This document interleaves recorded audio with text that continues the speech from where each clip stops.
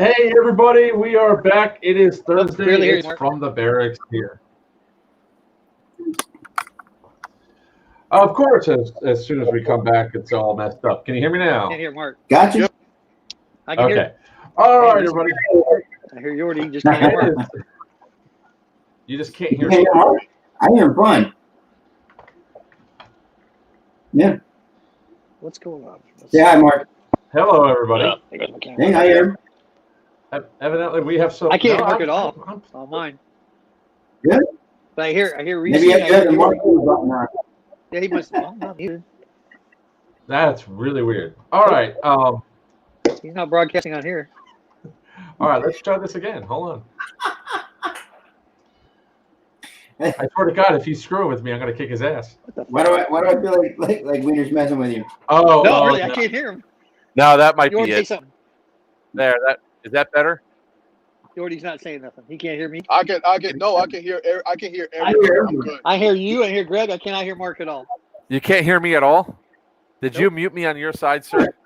Yeah, look and see if you muted him. I didn't. No, I can't. There's no way I can mute him. He has control. Oh, okay. Remember, Yordi. No political, non-political. Yeah, non-political stream, sir. All right, hold on 1 second, everybody. Evidently, we're having some technical difficulties. If anybody else is inside the comments, if you can there he goes. Now you can hear him. Now I had to fix it myself. It says there's a weird problem with Safari, which I was using. If you hit this button right here, it'll fix the audio. I was like, what the fuck? That's the problem. You're using Safari. That's the problem. Yeah, well, I got no choice on an iPad. Hey. We're gonna do this all over again. Hold on 1 second. Yeah, do it all over again.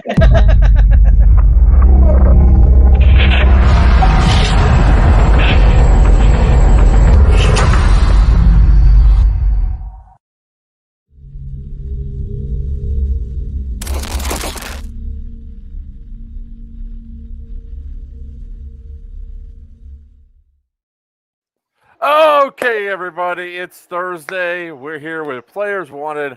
I am Joker.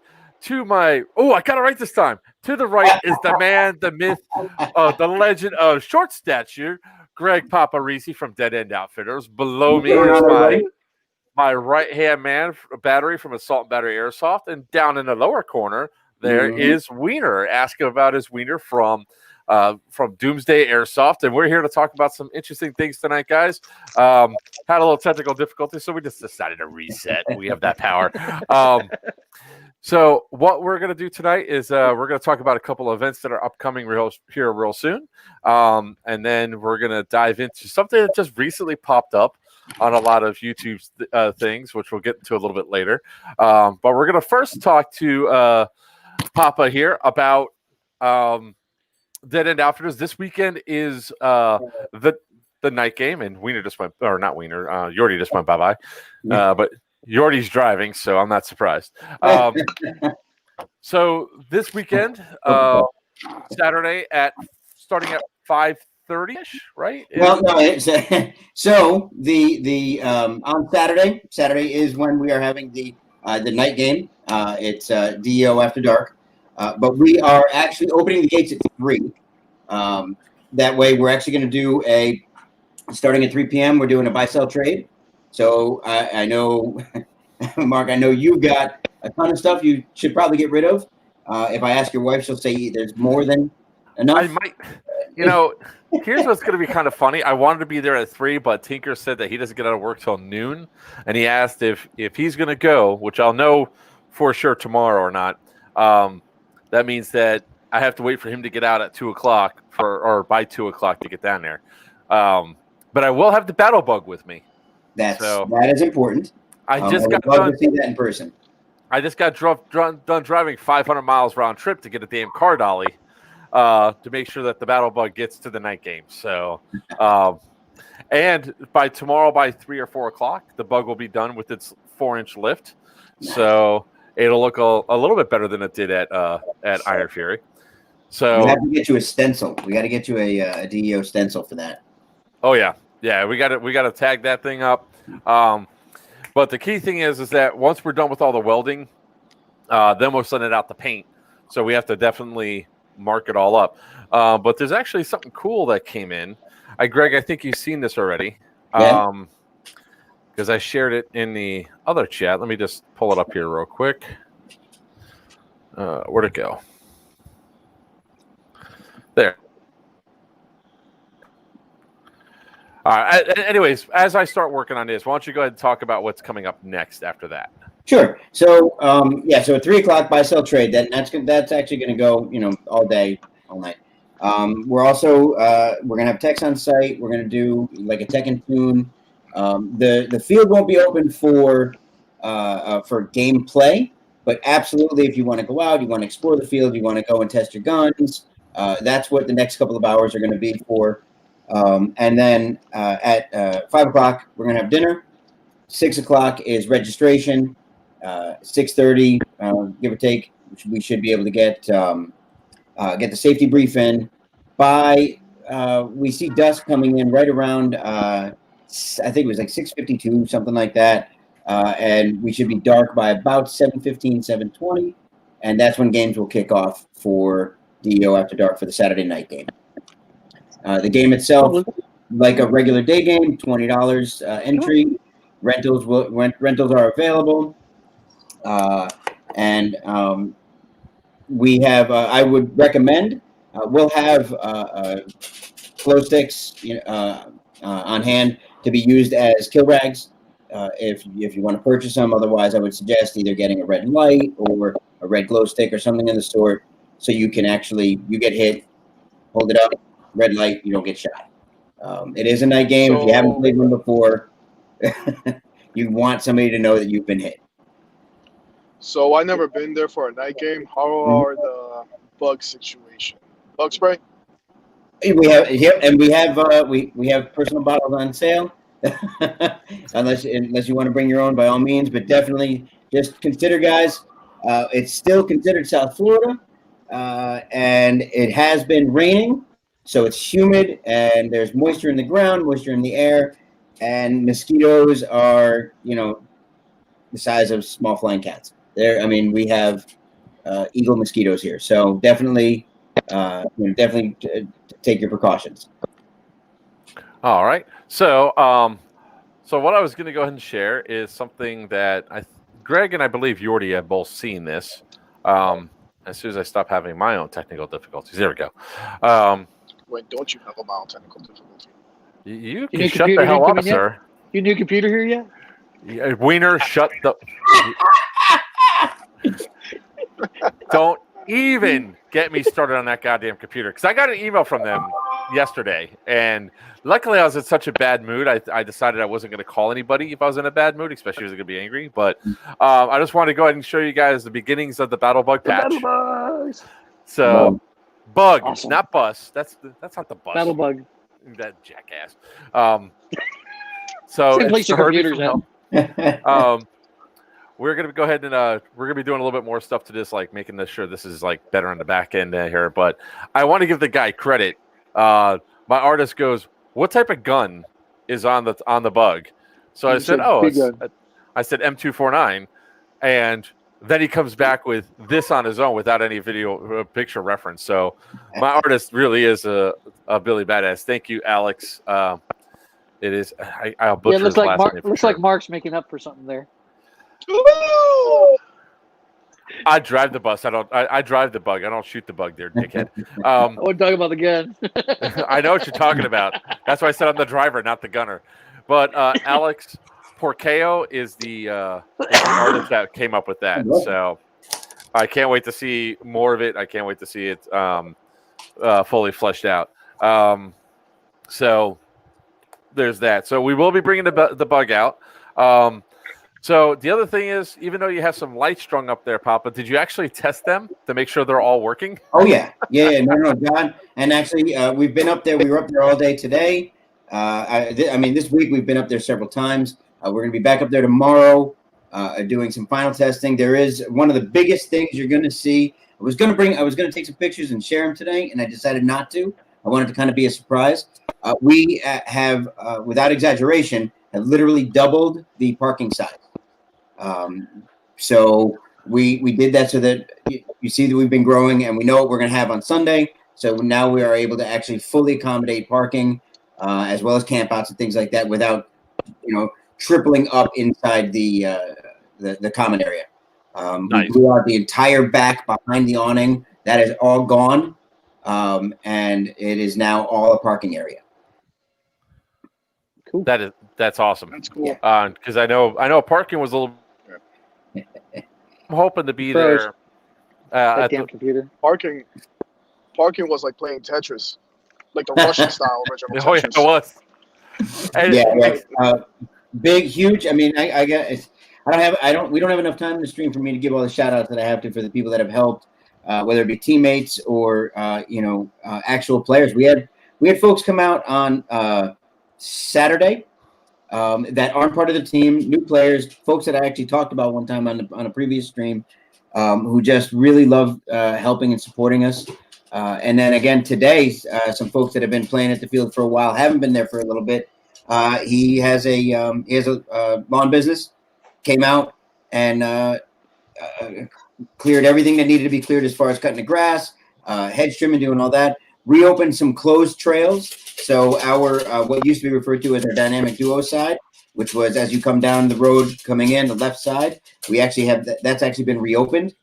So we'll be able to play across the road and really cleared out a bunch of area. So we are we're ready to go, really, and hoping that we get more people than we can handle. And by the way, there's my baby Tiny right there. There he is. Hey, Tiny. I would say invite him into the chat, but he won't do it. we keep trying to get him in here. It won't happen. All right, so let's see here. We have a couple of things going on inside the chat. We have a lot of YouTube chat today, and we actually have a lot of viewers on Twitch tonight. So I don't know what I did on Twitch, but we have 34 viewers with 32 followers. So Dang, all right, pretty awesome. Actually, I'm gonna pause.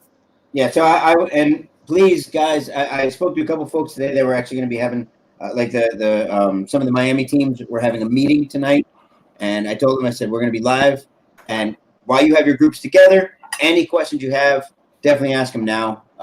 We posted a lot of stuff up into the event, so any question you have about the night game, or we'll get to the Sunday game in a minute as well. I have a little bit of a comment about that whole North versus South game. You said anybody south of Naples, right? Yes, anybody who lives below. Why are you looking at me? I'm not looking at him. I'm just going to say it this way. Go ahead. Technically, I live above Naples. If your meridian cuts across, I'm just saying, if your meridian cuts across, that makes you north. Guess where you'll be playing? Now, I have Not said, a chance in hell. People, we did talk about this a little. We may be willing to allow for some trades, but Oh, I can already see what this trade's going to be. Say no, Joker. Say no. yeah, I think it's going to be Cass goes to Echo 4, we get battery. Yeah. All right, so a few things going on inside the chat here. So like I said, we have quite a few people. We have Anthony Campus on there. He said, what's up? If someone cheats, just full auto him and say he burnt my patch. We don't full auto people unless we're allowed to. Correct. Glitch Airsoft said, where's my wiener? That sounds like a personal problem. right? Wiener is going to be an arm and a leg to get my T6 HPA ad cell so Joker can use it for the battle bus. Yeah. That's I was going to say, that sounds like Ben Moreno. More Moreno. Thing. Anthony Campus goes, how is it in Miami? I think I live in Michigan. Miami Airsoft's fun. I mean, we down in Miami, we play fast, we play hard, and it usually throws off a lot of other people. Mm-hmm. Let's see here. Alex Pasco, Tiny. Hello, hello, Tiny. And of course, Tiny responds to, I guess when we said we got to get him inside of here, he said not a chance. Yep. All right, so we caught up on chat. That's because he won't fit in the frames. He won't fit in the picture frame. You know what? I have to defend that. Nobody was on the jokes before about you being an elderly baby. So we could come back to that if we want to. Tiny, you gonna let Wiener talk to you like that, Tiny? You know, I'm just going to be. You know what? I need to go grab. Politically Hold on. neutral. I need to go grab my mask so I can put it on so you can't see what my mouth's doing. You have to read my eyes. Oh, so Love you, Tiny. I don't think you Let's love think me about right. that. Wiener, are you coming? Sorry. Will you be waiting hard. attending? I'm sorry. I didn't say it on purpose. It wasn't intentional. Mark. I think Mark just screamed himself. Yep, I did. It was not intentional. God. You know, it's still up in the air. Every time No, every time keep I going with leave, the puns. every time I leave, you know, because I was gone to Iron Fury, but every time I leave and I come back, my dogs weigh about 3 pounds more than they normally weigh. So Mom just keeps feeding them. I mean, they're supposed to be skinny little hot dogs. These guys are freaking kielbasa. Oh Lord. Say hi, Gracie.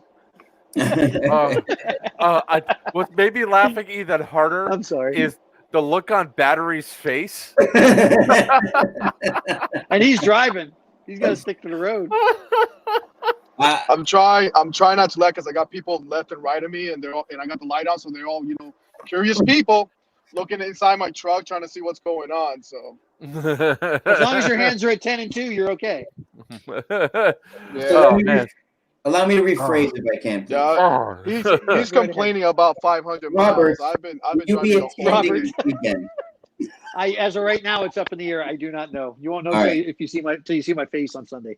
Yeah, you are absolutely. Of course, you're welcome. You know you are. I appreciate it. I know. I want to come down there so bad. Yeah. I might. You never know. I may just surprise you. Come on down. I can't be there Saturday night. Wiener, No. I might be in. Well, shit. If you're not going to be there Saturday night, then there's no point in bringing the smoker. Oh, the brisket.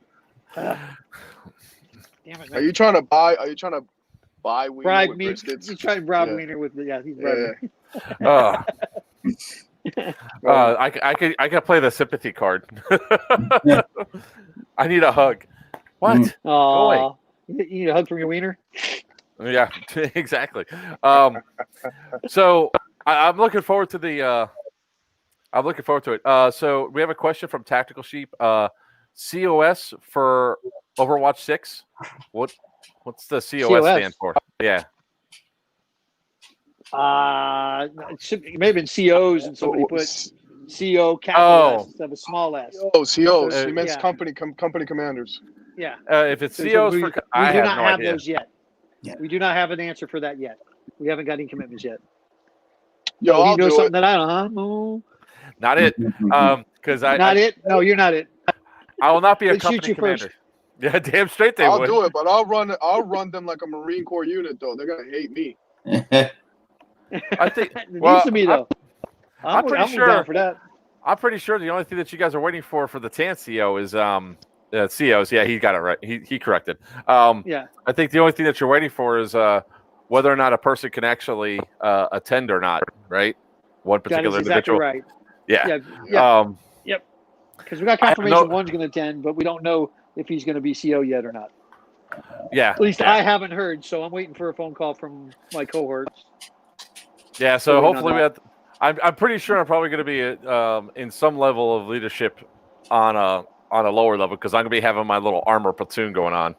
We'll make you a squad lead or make you a team lead. You know, that way you only have 3 guys with you. Okay. So less chance of you getting shot by your own guys. I don't get shot by my own guys. I shoot my own guys. There's a difference. Yeah, well, that's true too. I'll salute you in the middle of a firefight and be like, he's the officer, shoot him. And I will. And we already know what's going to happen in retaliation. I will shoot you in the Jimmy No. with a tagging. We have seen that. that's No, we wrong. don't. That's We no wrong. longer allow direct fire. Dang it. Hey, Dougie. Dougie's on. That happened. That absolutely happened. Dougie. It happened it happened at Iron Fury again. Somebody took a direct hit by a tagging. Hell, Yes, I did remember Braxton cannot join us tonight. he's got some personal. Somebody flew in to see him, so it's like Cool. So you're his swap out wiener. I get no problem. You want me to swap out now or? No. But he had one of the fate rounds explode 10 inches from his face inside the cabin. Yep. That's fun. Inside the cabin. Again, I'll always recommend that please change it to where the drivers can roll up the windows. So let's talk a little bit more about the North versus South game. So it's going to be the night game for Op31 is going to be just you're going to run those as a typical game day, just that night. Right. So the night game, there's nothing extra special about it other than the fact that it's at night, obviously. But it's going to be, there'll be TDM, things like that. It's not going to be so much a specialty event other than that. There's going to be guys will be there with Tracer. A lot of people have Tracer units, Tracer BBs. We sell Tracer units, Tracer BBs. And if you got smoke, you got flashbang, feel free to use that. But basically, it's a regular game day, just at night. During the day portion, like I said before, buy, sell, trade. There's gonna be plenty of people with things there to buy and sell, and hopefully trade. And then tech and tune. If you've got something that's not working, you want to try it out, you want to test something out, absolutely bring it. Tiny says there are a couple of night twists. I swear to God, if you go free for all, it's going to be free for all on Tiny. That's what's going to happen. Tiny actually doesn't like. Nobody actually likes when I tell him it's every man for themselves. I only do that at the turnaround for the Icebreaker game. I expect everyone to get shot during the Icebreaker game. You should. You know what's funny? That's like my favorite part of the day. Honestly, that's the one I push. I push. I yell. I've shot plenty of people or shot near plenty of people to get them moving. That one is do not be tactical for that game. That's not there for you to remind you how to move. Yeah. So, by the way, everybody, Greg is not kidding around. If you are stagnant, you're not moving, and he looks at you, he'll count to like 5. He'll be like, "You need to move," and then I didn't pay attention to him. All of a sudden, I look at him, he's pointing the gun, the AG right at me. I'm like, "Oh shit!" Yeah. So he's not kidding. No, I expect everyone to get shot, so you remember it. For some people, it's been a couple of days. Some people, I know all about getting shot. No. Hey, I didn't even play, and I got shot. What's that baby do? Damn. Yeah, put it away, man. That baby looks like it's coming soon. I got lit up. I got lit up at that one game. Oh, speaking of which, where the fuck is my helmet? Who the fuck knows? I know where it's at. I got it. No, I accidentally left it up at Stag. Oh. And gee, I wonder where your other 4 mags and your LiPo battery went. Well, we found where at least 2 of my mags went. Preacher and Casper have them.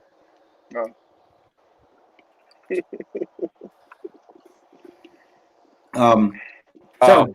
So all right. So going back over some of that stuff. Speaking of which, hello, young lady. Here. So the night game is not affiliated to the North versus South game. Just happens to be a night game the day before. We would have had some of these things separate, but obviously we shut down for COVID, all kinds of stuff. But nope. What is that thing? It's a possum. Oh, yeah, the possum. Is that a real possum? So the North versus South game. For anyone who maybe can you use Bang? Yes. Bang 22s at Bang 22s at Overwatch 6 is the question that just came up. Say that again. Can you use Bang 22s at Overwatch 6? You know what those are? Dishwasher. No, where's my drink? Yeah. So Sentinel will pass that. They're the new, from Airsoft Innovations. They make like the the 40 mic and the tornado and all those. They just came out with one that it's a noisemaker. It's a Similar to A that. flashbang. Yeah, Flashbang. it's got a like a construction style 22 round. It's a blank. It's a 22 blank inside of it. So when the pin pierces it, it makes an explosion. Loud one too. You know what? Bulldog and Pip are going to have to approve that or not because it's not, like I said, it's not our rule set. Right. I've never seen them work before, so it's something we are going to have to, just like the mic 22s, we're going to, the mics, the 40 mics, 30 mics, 40 mics, whatever they are. We have to make sure that, yeah. So right now I'm going to say no. They just came out. We got till January. Sorry. Okay. No, they just came out not too long ago, and some people are buying them. We're not carrying them. I'm actually not carrying any more Airsoft Innovation stuff anymore. It's a whole other story, but they're not the first ones to do it either. I think I would have to ask. I'll ask Fallon about it, but he used to get something. He found one that carried the same exact thing. 22 blank round. We have a list. Yeah, we have a list of what you can use for approved pyro grenades. Is actually in our rule set, what's approved right now. As far as the new stuff, we haven't approved anything new yet. Okay. So at this point, I would say no, but we can look into it. Yeah, when you bring it, let them know it's no more dangerous than a. It's actually quieter than some of the other ones. Yeah. What am I thinking of? R2Bs. Thunderbees. It's no more dangerous than a Thunderbee. Yeah. But it uses like a 22 shell type stuff, right? Yeah. It sounds expensive though. It is. It's. I think they are. I want to say they're just a little over $100. Out. Yeah, I think they're a little bit over $100. Yeah. Did you say it uses a 22 caliber to? Yeah, it uses a 22 caliber blank, but that's expensive. Yeah, but still, you got to carry You got to carry more shit on you. I mean, it's pointless. To me, it's pointless unless you're doing like tournament style. Something where you're gonna get it back or whatever. That sounds like a free for all. Like gear drift is a gift. Just saying. Yeah. I mean, the design is okay. To each his own it's one of those things. To each his own. Not everybody likes them. Not everybody wants to use them. But apparently he's got one. Otherwise, he probably would be asking the question. I have one. I just haven't opened it up yet. Because I got to do a review video on it. I can't see you, honestly, I can't see you using it more than twice. Hey, guys, I got to go. I got to get all this shit out. All right, no problem, battery. Battery will be back. Battery. Be safe. Stay out of trouble. Okay, so there's a 22 bang. I just got the video for it. I just received it from Ben Marino. Let's see. Yeah, they're way too easy to lose. Yeah. Well, yeah, it's just like losing a Thunderbee. You can lose a Thunderbee also with the. I would much rather lose a Thunderbee core that only costs $20 than $100. I don't like the fact that the 22 blanks. I don't like that at all. It's that was my feeling at first too. If you do some research on them, again, look, I don't care either way. I got no dog in the fight. Right. But they're not the first ones with that design, and from everything that I've read, no one's ever had an issue with it. All right. I'll be right back because the daughter has not come back to grab the possum. Even the possum likes the brisket. Lunch. Well, the dog just came in and scared the shit out of it. I'll be right back. Yeah, you better clean that poop up. Yeah, so I'm looking at the video right now for it, and the ammunition, the blank ammunition box for 22. I'd second guess it. That would make me nervous. Just the idea of it, right? Yeah. In the end, it's not that bad, but I would probably allow them at op, but I don't think anybody coming out the op's going to throw them anyhow, so I'm not worried about it. Right? Yeah, because they'll have a good chance of losing it, especially if it's $100 for one. Yeah. So I mean, and it's like the Thunderbees too. When you go to a Milsim event with a Thunderbee, you're going to lose a core, and that gets expensive too over time. So yeah, my very first Milsim event. Oh, you're back? Damn it! I was doing good. And Greg's Greg's picture is just like spinning in circles. What's that? Your picture is just spinning in circles like it's buffering. Well, that must be you. That's That must be you then, because Yeah, it's my it's my it's my iPad. I'm sure. Oh, I'm like, what happened? probably because See. you have something else playing in the background. Yeah. But that's on my phone, so it's not in the background. Oh, Well, he's never mind. he is still on dial-up though, so that, to be fair. Yeah, that's right. Yeah, dial up and rotary dial up. Ask me about my wiener at AOL.com. No, it's called MySpace.com. That's even worse. Wiener at CompuServe. We're good. There you go. Yeah, CompuServe. Oh my God, the old BBSs. No, Prodigy.net. There you go. Oh shit, I remember that. Yep. So did I. That's where I started my online adventure, was on Prodigy chats. Oh God, back in the day. By the way, dude, I remember bulletin boards. I remember dialing into AT&T and getting in trouble. Oh yeah. We went up, we did dumpster diving out behind the old AT&T place and found tons of numbers. Yep. printouts and stuff. And oh yeah, that was not good. That was not good. But also back in the day, they call you back right away and you get a slap in the hand. Now they'll throw your ass in a freaking federal pen for doing right. it. By the way, I remember. But Tiny did say that, and you.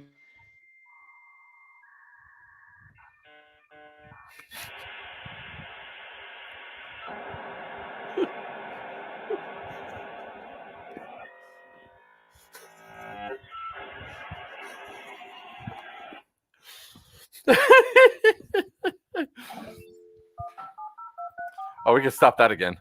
Yeah. There, Wiener's now connected to the internet. Yeah, there we go. Yeah. Oh. Well, I hear you, but I can't see you. And Tiny did say that he'll probably. Looks like he might actually jump into some of the night games. So he and I don't ever. We never get to play. So and that's his realm right there. He loves that. So well, I got a bunch of .28 tracers for that gun for the battle bug. Oh yeah. A bunch. All right, so that's the night game. Let's talk a little bit about North versus South. Sure. So I hear that we're now going to have to do trades for various people. So. No, the idea really, when we first came up with it, when we first started talking about it, the idea really was, I thought it would be neat to actually give it that Civil War feel, as far as, there are teams that come together from all over, and they always play together, but now you separate them geographically by where they live, and they might have to play against each other. So as the idea grew, I thought that was actually a more interesting twist to it. A lot of people have laughed about it. Really haven't had anybody go, no, not going to do it. It's it sucks. Look, it's airsoft. It's fun. What the hell?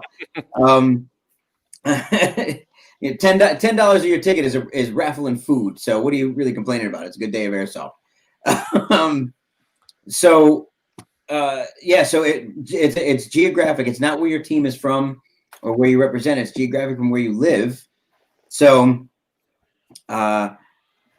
if you are, if you're north of Mason-Dixon, as far as where we drew it, then you're on the northern team. We will be taping everybody in multiple places on their body. It's not just one piece of tape. We are actually going to tape you in multiple places. We opted not to do colored camos just because, our field is not Milsim, it's Milsim-ish, and we have a lot of newer players who aren't invested in the camo yet and aren't doing those kind of things. This will be their first time having an event style, game day where they go out for 2-3 hours and they don't get a break in between. They're out going through objectives, having to be medic back in and all of that. Is everybody a medic or dedicated? Yeah. No specified medics, and we are doing modified medic rule. So we're also not. Sorry, Tony, I may not get to play the night game. We could do it. I just read it. the modified medic rule, we're not asking everybody to purchase, ace bandages or anything like that. We're doing 15 second on the shoulder, and then you're back in. It keeps, and we do have bleed out as well, and it really just keeps you from having to, go out and all of a sudden you're shot. You're 3/4 away the objective, and then you're shot, and you have to go all the way back to spawn and come all the way back. Whereas you can be picked up from there. We do have the one person light drag, meaning if your medic comes over and in order medic, you need to pull you out of the way. If it's one person, you can kind of scuffle along with them. If two people come and grab you, you can stand up and walk with them. So again, we're not trying to tear anybody's clothes or anything like that. Some of these people, they didn't invest in all that tactical gear. They don't have all that. This is just a Sunday to them. So we're trying to do that. Watch your mouth, Tiny. Shit, Greg, you fit in your back pocket, Tiny. I don't want to be in that pocket. So then,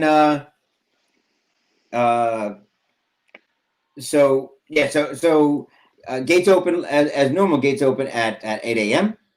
And we'll start getting everybody registered at 8:30, as per usual. Those that have pre-purchased, anybody who's actually got their tickets already, makes it a lot easier. We did post the waiver on the event page, so you can go and you can download the waiver, fill it out, and have it done for you.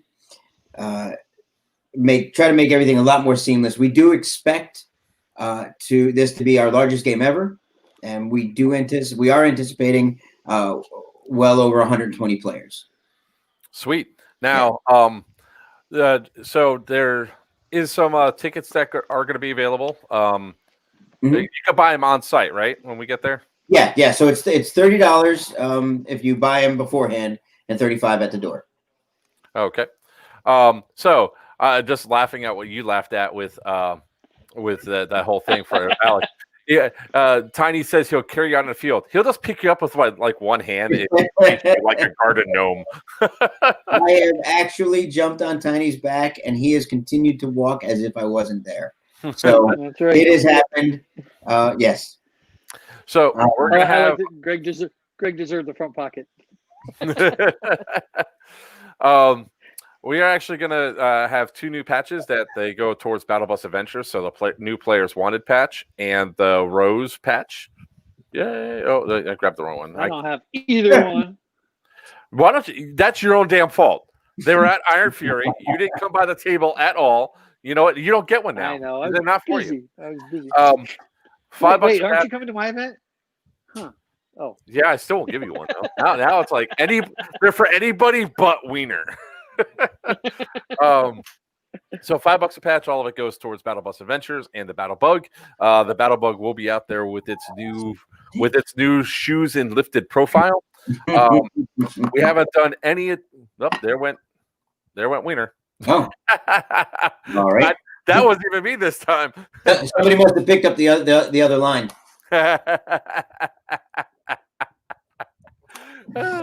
I'll show you back in a minute. Tiny did mention the game blocks are 3-hour game blocks. So according, you will have each one of you will have an AO for you to bring your equipment, bring your gear out there. You can actually store it out there, so you don't have to come back to the parking area. Hydrate. Absolutely. More than likely, I will do as I've done before. I actually did it at Jade Helm the very first time we sponsored a Jade Helm game. I've done it at our field before too. I'll walk around with waters and throw water, walk waters around to make sure everybody's okay. We don't, it's. I would rather people not play than have them fall out. We've been lucky enough. We've only had, I think, in the 3 years I've been running the field, we had two heat casualties, and one of them was one of our guys, and that didn't happen until the end of the night. So, so Wiener, What happened? Did your mom pick up the other extension and cut you off? Yeah, she did. That damn freaking AOL. Glitch, Ben, are you offering to donate your gun for the raffle? So, do you want to use my gun for the Battle Bug raffle, Joker? Just got back from KWA. That would be an awesome thing for that. So for the North versus South game, are we still going to put the bug somewhere in a tactical spot so somebody can shoot from it? Stationary. Sure. Absolutely, I don't see why not. And that I'll leave up to Tiny. Throughout the day, objectives are going to be dropped to the team leads. We're not really doing a true command structure, no CO, XO, things like that. We're just basically, if you want to lead the team, if you want to be the voice of the team and be the person who gathers intel and brings it back, stuff like that, we're asking people if you want to step up to that. If they do, great. And you'll be the one who receives any of the op awards, any of the objectives, things like that. No, I don't want them. Take them out. Sorry. That's Joker when he's being given an objective. No, I go for the objectives, sir. I don't think a lot of you guys have seen this yet. Keep talking, Greg. I got to pull this one because this is a fun one to share. What happened? Yeah. Obviously, so we're going to break midday. We'll break for lunch. It'll probably be roughly right around 1 o'clock, 12:45, 1 o'clock, something like that. We'll break for lunch. Do a 90-minute lunch. Gives everybody a chance to cool down. Any maintenance that needs to be done, anything they need to purchase, anything like that, as well as food. They'll get the opportunity. We'll do all of that. Take a 90-minute break, and then spin it around and send y'all back out for another 3 hours. What did I do? What, Tiny? What did I do? Tiny, OUSOP. I'm contemplating. I'm complicating things. Of course. No, I'm not. I've actually made that suggestion every single time we talked about the North versus South game. It's not my fault if the little leprechaun over there didn't relay it down to the big man over there. Let me let you in on a little secret, though, by the way. The way Tiny wrote that first part means he's actually excited about that. It throws a monkey wrench, but it's a monkey wrench made out of feathers. He actually loves that. He likes adding those kind of things. Yeah. So fun, just fun bit of fact. All right. So when it comes down to objectives, I just want to share something real quick. Let's see here. There we go. So it's going to be black for almost all of it, and the premise behind this is pretty simple. We were at a Stag Southern Tactical Airsoft Games over the weekend, and Stan comes out and says, "Okay, we're playing this new mode where it's attackers versus defenders. The defenders only have one life, and there's an objective in the center that's a power generator, and if you flip the switch and it turns on, defenders lost, attackers won."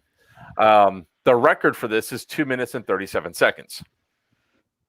Okay. So, of course, as soon as this happens, I was a defender first round, and I'm up there and I'm just half-assing everything because I want to get to the fun part. I want to get to the part where we're going to be attacking this thing because I know exactly what I'm going to do. So the attackers take us out in 6 minutes and 31 seconds.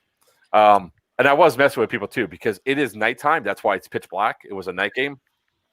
I took a spare flashlight and put it off to the side. So literally everybody's shooting this tower to the light. I can see where they were shooting from, so I'd pick them off one at a time. But here's what happens when you say, "Oh, there's a record."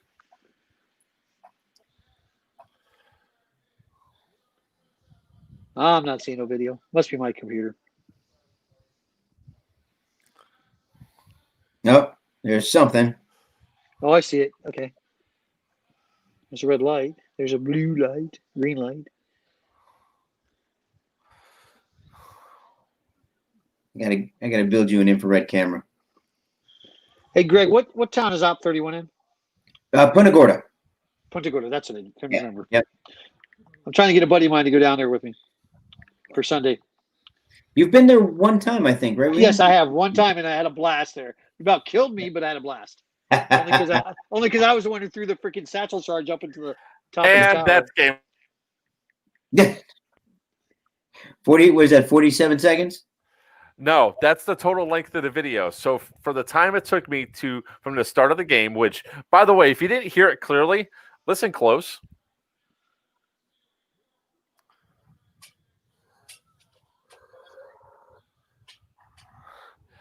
To hear the jackass on my team saying, he's going right for it. He's going right for it.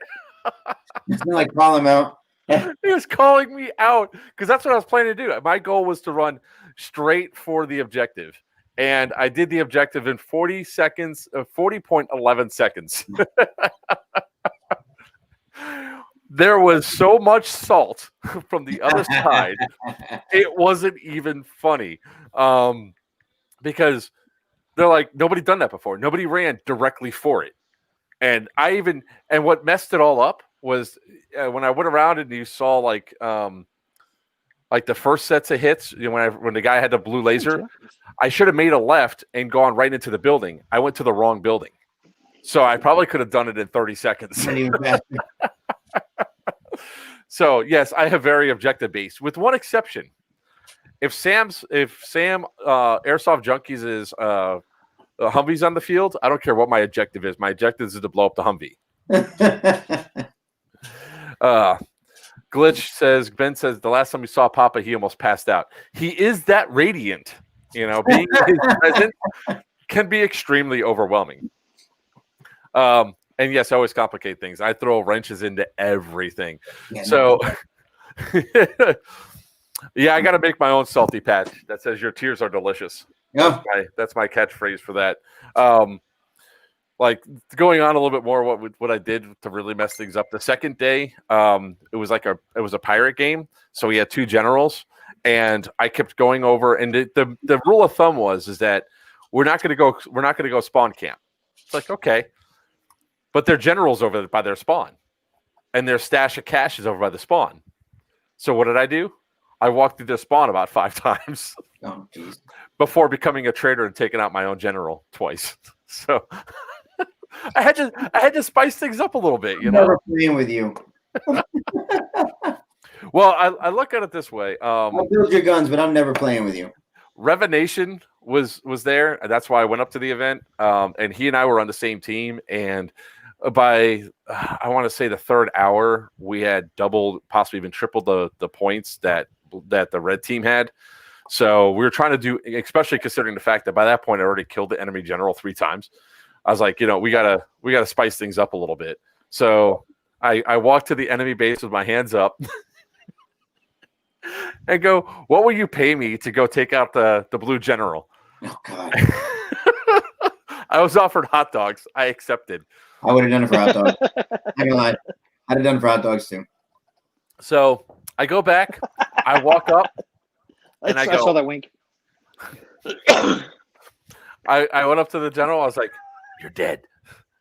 You're dead. You're dead. You're dead." And I had to shoot 3 other guys. They're like, "What the hell?" And I was like, "Yeah, now give me 3 coins out of the tin, out of the stash."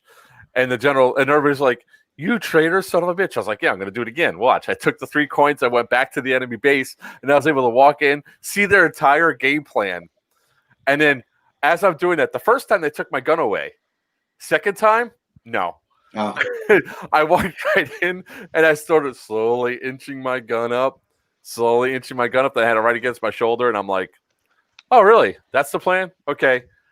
Bang, bang, bang, bang, bang, bang, you're all dead. And they're like, "Oh," reached down to the stash, grabbed a huge stash of cash, and went to go haul ass away. And then as I'm running back, this little kid, he's walking like this with his gun in his hand up, right? As if he's out. And all of a sudden he sees me running straight forward. He aims down and shoots me right in the no-no zone. So I stop and I'm like this. I was like, oh. One of the guys I shot back at base was chasing after me. He comes right up. He shoots me twice in the back. I was like, "I'm down." He goes, "Give me back the cash." I was like, "We're going to do a deal. We're going to do a deal because that kid was out and he shot me in the dick. You're going to get half the cash. I'm taking the other half with me." He goes, "That's fair." So, boys and girls listening on the chat, on the stream, what that tells you is this Sunday at the North vs. South game, whatever team you're on, when you see Joker, No. Shoot him. Just shoot him. Shoot him in the no-nos. Shoot him Right in the in no-nos. the no-no zone. Absolutely. I may come right just in to the- do that. I'll tell you what. If I get shot in the no-no zone because of that, I'm gonna go PP hunting too, and it's not just gonna be at. It's not gonna just be at this event. But no, hey, we spiced things up. Then we were permanently switched over to the red team for the rest of the night. So we're the team that they always have to move around because of balance issues. But I'm looking forward to the games. I can't wait. I'm glad I'm gonna be able to bring the bug out so you can actually see it. Yeah. Somewhat in action. I can't wait to watch Tiny get up on the back end of it and watch the thing drop down. You know, it has a 4-inch lip. It's going to go down to 0. Just do a wheelie. Front end will go straight up. The bumper will go underground. All right. So unless there's are you going to have a raffle as well? Okay. Yeah, games like this we always do a raffle, and we usually raffle off several things, not just one. We small to large. We try to. It's worth it to us. You know, the support we get from everybody coming out. Absolutely. Your ticket comes with a raffle ticket. It's included. Your food is included. And you'll be able to buy more tickets if you want. And we will. We never advertise until the raffle. We never show what it's going to be, and we give a couple more minutes because usually we bring something good and people want to buy more tickets. But Tiny did put up the rule set, some of the expectations, things like that. So before you come and play, please go and read the rule set so you're aware. We're gonna have a lot of people. There's gonna be a lot of commotion. I don't necessarily like repeating myself. So because people get hurt when they don't pay attention. I don't want anybody to get hurt. At the end of the day, I want everybody to be sweaty, tired, and happy. That's the goal. Sweaty. Yeah. All right. So looks like I just talked to Tony McDonough, the cop, the little blonde-headed, short little cop. He looks like we're going to come down on Sunday. Yes. McDonald's coming. McDonald's coming, right? Yep. Yeah. I haven't seen him. McDonald's. When was the last he's time been I saw busy him? with work because all this crap going on. So he's just busy working hard. So I'm talking with him right now. He hasn't. He's pretty much confirmed that he's going to go, but he needs to. He'll let me know tomorrow, 100%. If not, I'm coming down. So Sweet. Even he doesn't come. So I'm going to come down, play on the north because I'm from the north. So yep. Gotta get my gear out of storage again. In the wiener. I'm making sure I have my cup on. I'll wear my cup. What I really am looking forward to see out of this, to be honest, I mean, along with some people who've never really gotten to play with others before, I think it's going to be cool. Yeah. The gameplay styles, the play styles is really going to be cool to see because a lot of your Southern players have that high speed QB style gameplay. And a lot of your Northern players are more, they practice more in the slower tactics. And I don't want to say more Milsim because both all play Milsim as well. But their daily gameplay, their weekend gameplays is generally a completely different play style. So seeing them come together and see how that works out on the field, I think is going to be awesome. A lot of times it is very, very different. Especially we experienced it at Iron Fury. Like a lot of the guys that, like when Yordi and I were doing the night game, our mentalities were definitely different. It's like we went to go. I'll pull it up in a minute, but it was a lot of fun.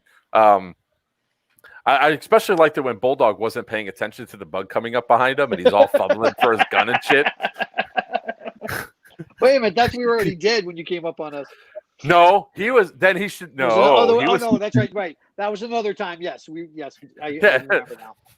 It was really funny because the first two. I still took you out. I don't care. I don't. Oh, that was the rest of the story. I took your ass out.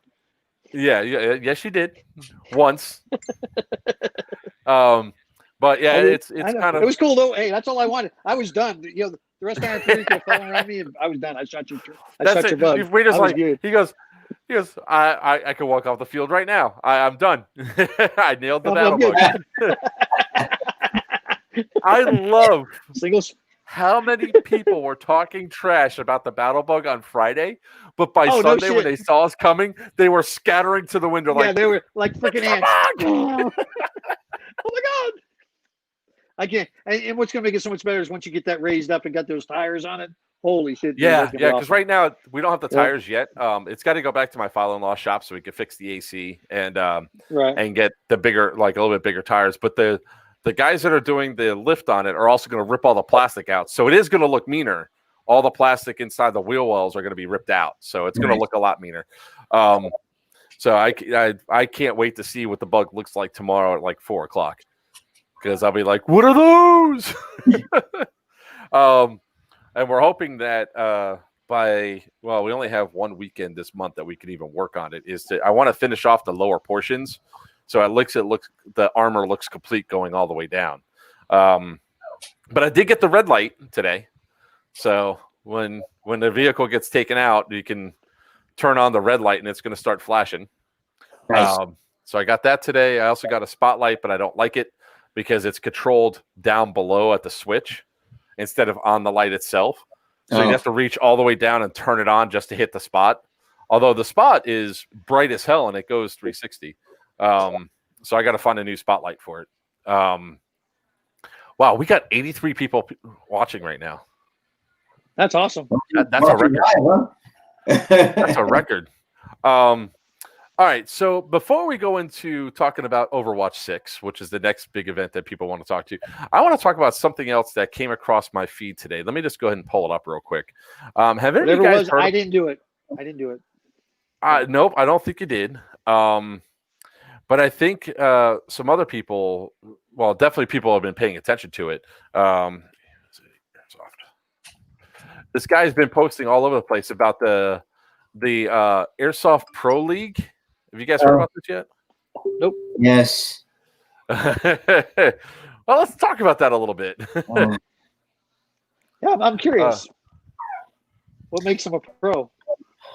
That's so one of the funny things I was trying to do is I was trying to get them to come on the stream tonight, but he can't come on tonight, but he can come on next Thursday. So I think I'm going to do a special on the road edition just to talk about, to get this guy on, because I want to hear what the mentality was for coming up with this.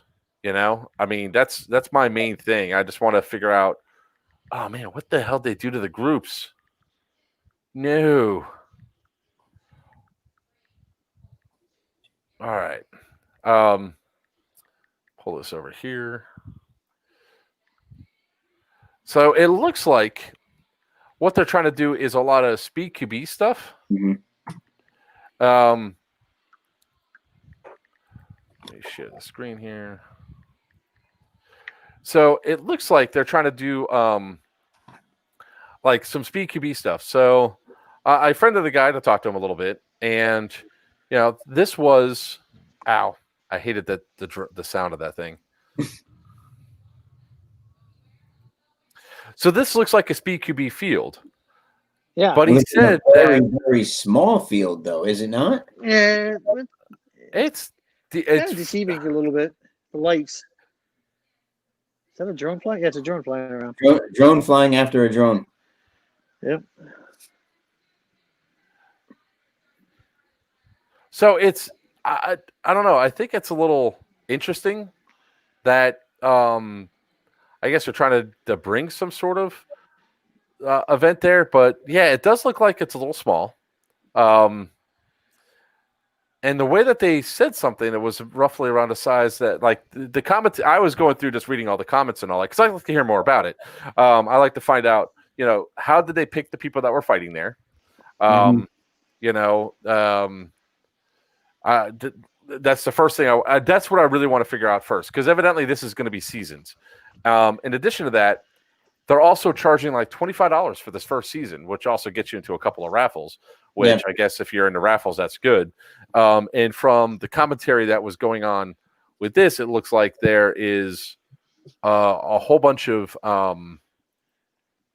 there's like a whole bunch of comments on it, you know, about it. So part of me wants to say, I think it's a good idea because honestly, what the sport really needs is a company like this to come in to start boosting the profile of airsoft quite a bit and having some sort of tournament. But what needs to happen though is if you're calling it a pro league and there's only 8 teams and they're going against the house thing, that's sort of Right. I need more information. So that's why I want to have them on next week, because I want to find out more. I'm curious about this, and I don't want to shit all over it. Like I'm reading a lot of comments where people are trashing it. The idea, well, and I get that. When I first saw it, and I actually watched some gameplay. I don't remember if it was from them or from a different. It was guys from California. Actually, I saw some gameplay from guys from California. It's a speed QB. The battle is, but it's very, very tight field. Indoor field, arena rather, and the exposure is great. The fact that somebody is doing something and trying to get more exposure is fantastic for the team. But there has to be more. And I keep saying it. I've said that, once you get rid of the no hit calling and the telling people you didn't call your hit, and once the integrity level raises, then we can start doing things like what they do for paintball and all that. Also, when some of the technology comes out a little bit better for trailing drones and things like that, where you can actually have more cameras on the field and have them streaming back to a centralized station where you can watch people get hit. When you have that, then it changes the game. Yeah, I think that sure, drones falling behind would be good.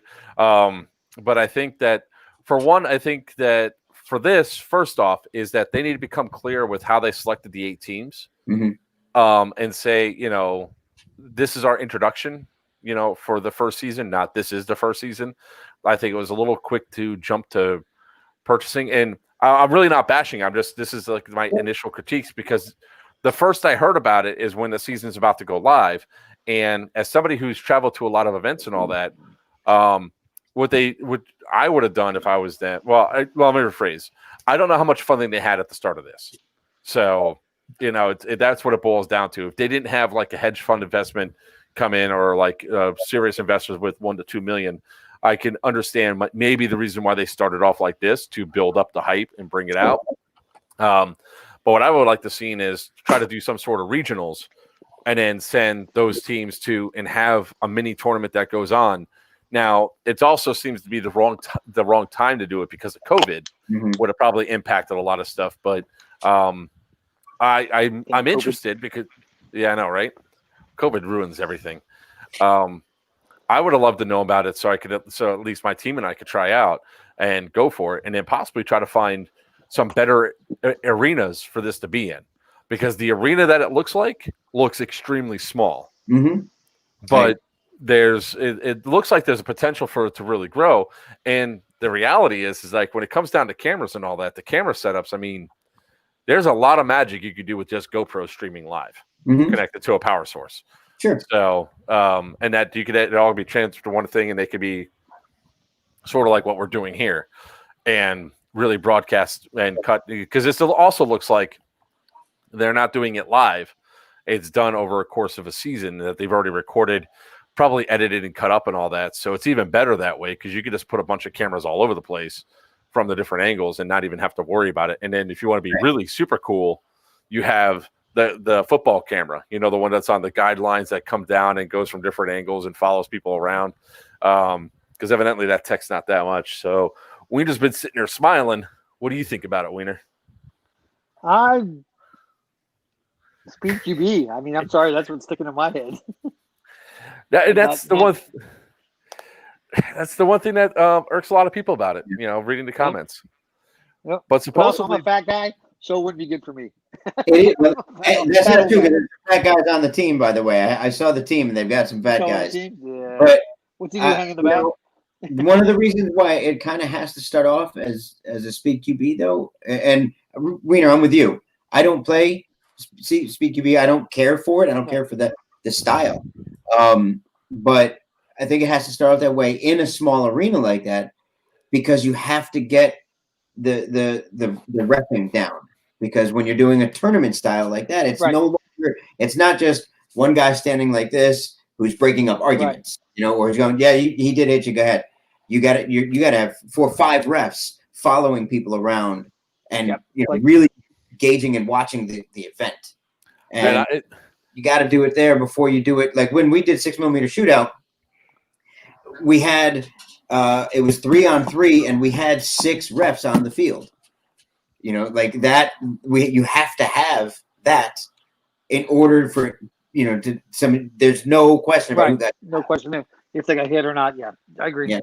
And you also need to have tracers for that as well, especially that sort of arena. In an arena, yeah, you definitely have to. Yeah. Is that if I haven't seen any of the gameplay footage, but if they're not using tracers, I think that'll be like the one critique I give them, is that you have to make sure all teams are using tracers, so that way stuff is clear and shows up nice and bright, because it stays a lot more. So yeah, I mean, the tracer technology is out now. Between whether you're using Max or Mad Bull, you don't have to have an end unit. You can actually have it straight on your hop up. If you want to have it on your end unit, you can do that as well. But the tracer technology is definitely there, and I mean, everybody's doing, anybody's doing tracer BBs. They're all good at this point. There's no bad tracer BBs anymore. Yeah, but I need to give a shout out to my sponsor, High Powered Airsoft, and their tracer BBs. Hey, I use them. I love them. You're sponsored. I'm neutral. I didn't say anything. Well, let's go ahead and go over some of that. So from some of our sponsors here, it's the 1 hour mark into the video, so it's our halfway spot. So first and foremost, we want to thank High Powered Airsoft for all the stuff that they've done for the team so far. For Players Wanted and Battle Bus Adventures, they donated a lot of BBs, some batteries, and we got some other good goodies coming our way.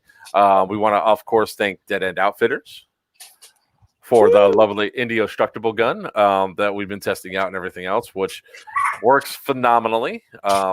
So can't wait for that to go out into the mass. We also want to thank Norwest Airsoft for them assisting us with getting some stuff in time for Iron Fury to get the grenade launcher. The grenade launcher did go to a green team, and they'll get a special care package if they show at a net op where they take out Sam's Humvee. What's really funny is like some of the pictures that Che took, it almost looked like it was an epic showdown between us and Sam from the 2 different perspectives that he took. It was great. So those are our sponsors for right now. So we want to thank everybody that. Oh, and also Euromotives down here in Oakland Park, Florida, that has helped us immensely with the battle bugs. So shout outs to all those guys. So yes, going back to the technology for all that. I hope that they're using tracer BBs for the event and all that, because that would really help out with making sure stuff flies. And sort of like what you're saying, it needs to go Speed QB first to grab not the attention of airsofters. Right. That's what I think that a lot of these people are missing in the USA airsoft community. This isn't made for airsofters. This is made for it's made for the novice, the noob, somebody who hasn't played airsoft yet. Mm-hmm. So yeah, so it's understand that, guys. It's like, if you guys are trashing something immediately, let's not trash something that's new coming to the sport until there's a real reason to trash it. Even if it is just BQB, if it raises our sport up, then we should be very supportive of anything that brings our support up. Absolutely. All right. So here's what I want to let's see here. Share screen. There we go. So this was at Iron Fury. That's Sam giving the safety brief. Oh wait, I went the wrong direction. So this is for us from our perspective. So it's like angry stare down, angry stare down, angry stare down, angry stare down. I'm gonna shoot your truck. No, you're not. Mark, why do you look like you're pregnant in all your pictures? Dude, because I'm a fat bastard that's bloated whenever I do these trips, and COVID has added all the weight. But you know what? COVID-19, the COVID-20. I can look like that fat bastard, but I'm running circles around a lot of people. A lot of people. Yep, So there you are. I've seen the videos. now let's go into the next thing that we wanted to talk about tonight, which is FTB. Overwatch 6. 6. Yes, sir. I Altair cannot Training wait. Station down at Altair. I don't know if it's called Altair anymore, but down there at the prison in Immokalee, Florida. What's it The called? weekend It's no longer Immokalee. Altair. It's no longer Immokalee? called Altair. Well, no, it's Immokalee. It's a prison, but I don't know what. Let's see if I don't think it's It's not called the head- Altair anymore because it's gone, but it's something else, and I don't know. No, I think Just it's as long as you know it's the prison, as long as you know it's the old federal prison down there, you got it made. starts with an H. What is it? Henry. Henry. That's Yeah. what it's called. Henry Correctional Institution. Yeah. That was the old Henry Correctional Institution down there. Was a federal prison, and it's no longer a federal prison, but it still has all the fences up, and the buildings are all mostly, I would say, 95% still there. It's going to be awesome. We're using everything around it. It's just going to be a fun AO. I played there this will be all. Well, I couldn't say I played there. I've been there for all 5 previous Overwatches. I played the first 3, once as a CO on a Sunday, and then the rest I've been main TAN admin down there. And now I'm part of the company.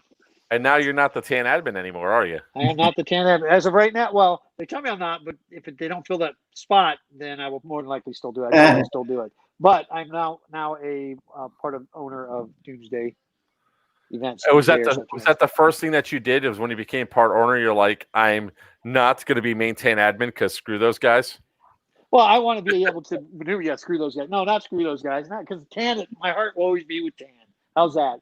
But at the same token, I've got to be more impartial to you greens out there.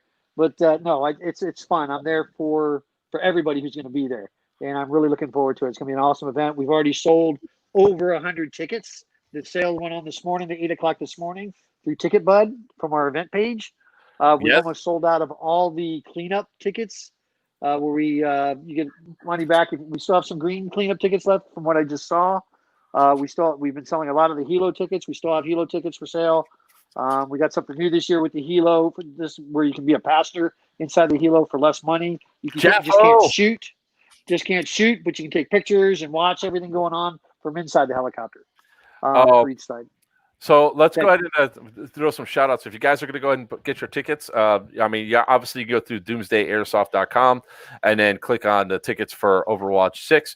If you use promo code Players Wanted, you'll get a special patch for doing that. So obviously we want to show them how much of our viewers are actually going there to do this. So guys, go ahead and go in there, hit Players Wanted, put in Players Wanted as a promo code. I believe it's the only promo code right now. As far as I know, it is. That's correct. Because we should have some special patches just in time for Overwatch 6. Could possibly be our hood. Slurring your words again. Yes, sorry. It's been a long day. Because you might be able to get one of the first edition of the Hood Rat patches. Woohoo! Doing Hood Rat shit. Oh, cool. We just sold 2 more. We just sold 3 more TAN tickets. 3 more TAN tickets. See, and TAN is the way to go. That's right. We get TAN. It's actually they're neck and neck this time. Usually green outsells. Now green is ahead by just 2 tickets now, but they usually go neck and neck. Or usually green outsells TAN big time. But now it's like, everybody wants to go to this event, so the tickets are selling. 2 events, TAN brought it. That is correct. They did. Oh yeah. And we you weren't on TAN, were you? Yeah, it was. I know you were. Yeah, I was not on TAN. Yeah, we have 4 cleanup crew tickets left. I'm just going through what we have left right now. So yeah, it's tickets are going. So if you want to get in on it, buy those tickets. What else is there to say? Barracks are filling up fast. If you want to stay in the barracks, right now we have the full barracks, which includes the bed, the sheets, the towels, the warm shower, the AC, carpeted floors, bunks, storage, stuff like that. We still have some tickets left on that. We're waiting to find out what's going on with the naked barracks, which is basically you sleep on the floor, but you still have showers, sub-showers, AC, along those lines. Free camping. If you have a tent, it's free to camp. RVs, it's $20, $25. Housing bare bones is $25. I believe the RV pass for 2 nights is $25 to park your RV out there. We'll have separate sections kind of sectioned off. We'll keep the tents, the campers away from the tents, the RVs away from the tents. So yeah, we got everything ready to go. We have 2 food trucks there, Curry's Barbecue is coming back in again. They'll be there. We're just prepared for a big time, and we plan on having. There's gonna be a lot of people there, so plan on having a great time. Missions will be awesome. Missions, There's going to be a vendor. We got DEO is gonna be a vendor. Screech, whatever the heck the rest of it's called, is gonna be a vendor there. Kiss my ass. Players Wanted will be there. Players Wanted will be there. Battle Bus Adventures will be there. Screech Dragon Studios, which is my board game company, will have some games there. That's what we're going to be throwing out into the crowd. Battle Bus Adventures is going to be having at least one, if not two, raffles. So raffle tickets will be $5 each. If you buy other stuff, it also counts towards raffle tickets. So if you come out buy a game, you get $5 increments of tickets for every $5 that you spend. So it's like you buy something plus you get raffle tickets. It's a win-win. We will definitely have patches out there. Hopefully we'll have our hood rat patches and our salty patches. Your tears are delicious. So we're going to have some cool stuff out there. We're going to be set up right next to Dead End Outfitters. Yes. Assault and Battery Airsoft will be out there. They'll be raffling off 2 guns as well. They'll be right next. Engines. Huh? 2 engines. 2 Wolverine engines, I do believe they're raffling off. No, he's raffling off 2 guns, 2 AEGs. Yeah. Okay. That's okay. That's what he told me today. Yeah. That's what I thought too. Yeah. You'd be wrong though. I got a phone call. Anyways, we've got Rage Custom Airsoft will be out there. He'll be running the main store. We've got Wolverine. Oh wait. There's a company you're not allowed to name. If you fucking name them, you're banned. I'm not going to name Simple Airsoft. We're good. But anyways, we're going.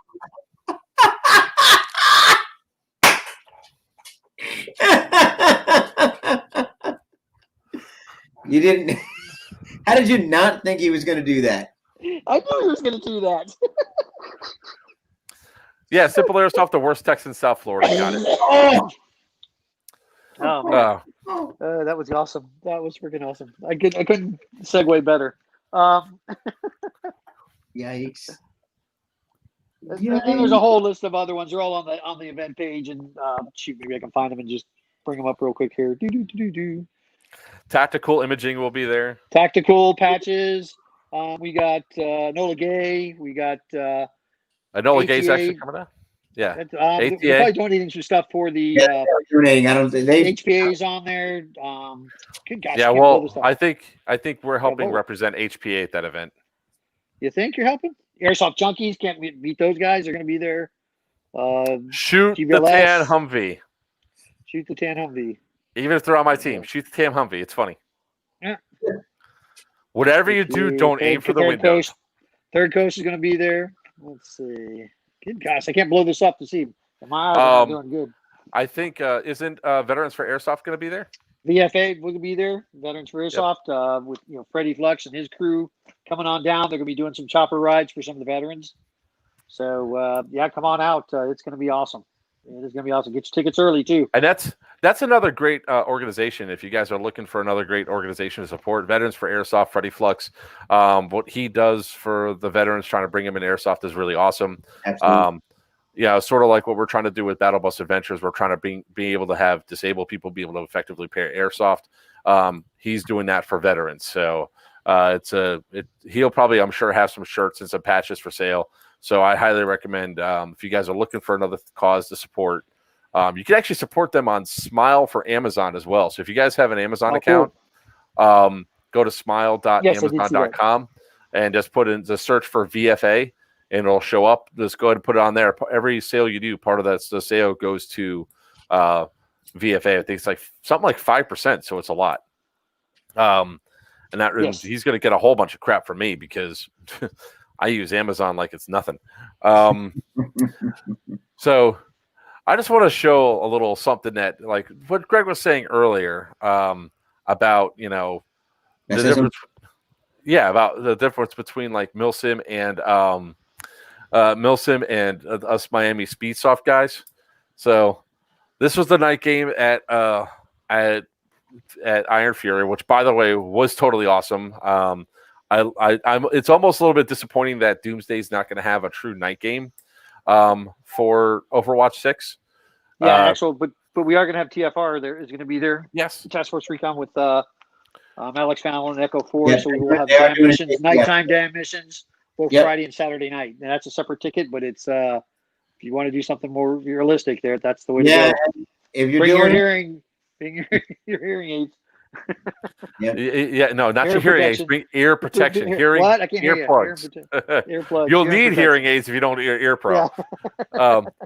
So to give a little context to this is the night game. At this point, Tan had been keeping us all contained. Let me do it this way.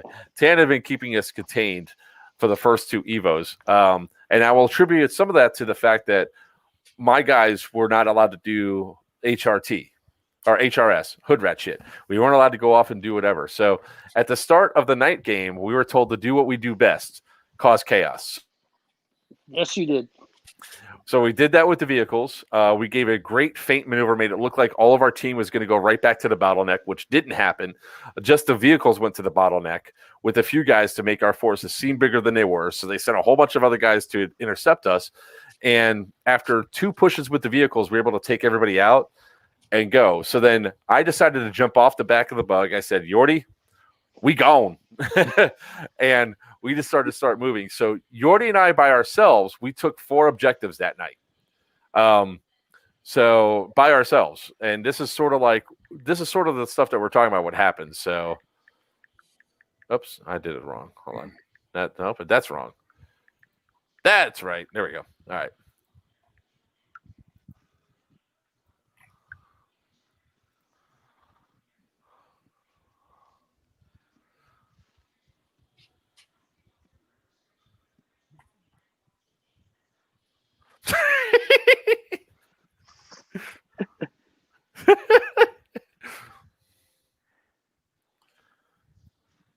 So it was like shooting fish in a barrel. Yeah. And what I love is, hold on.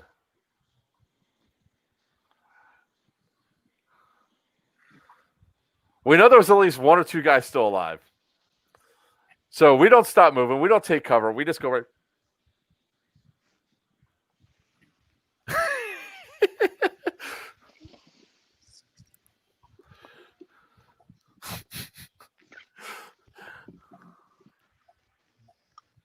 That's the battle bug in action.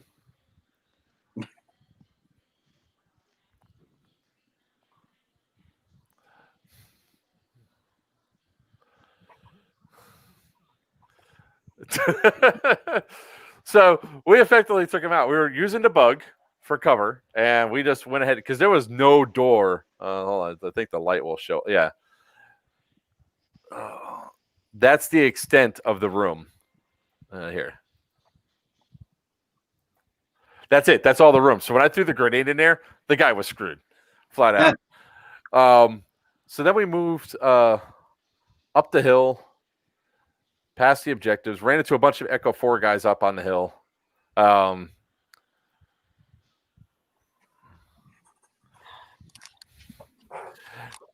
Now, here's what happens when people become too tactical, right? You see all these little red lights that are going on over here? Red lights. There's about 20 green.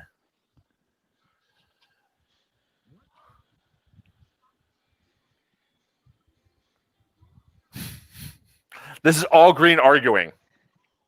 Well, red lights should mean that they're dead, though. They are. They're all dead. They shouldn't be talking. So they're all arguing and fighting, which they all are trying to frontal assault this one room. Because there's one guy in there. You said that was all green or tan talking? Oh, this is all green on the outside. There's only one tan guy inside. Okay. So while everybody's screwing around on the outside of this, where is it at? I think this is it. Right at the very end. Yeah. Oh, wait, I went way far.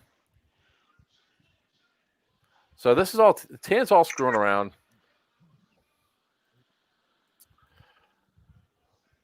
Oh, that's tactical. Okay. See, this is what I'm talking about. They keep healing up and they keep trying to go after one guy through one window that they can't take out. Why? Because he's hiding behind cover inside. So where is it? There's a back door.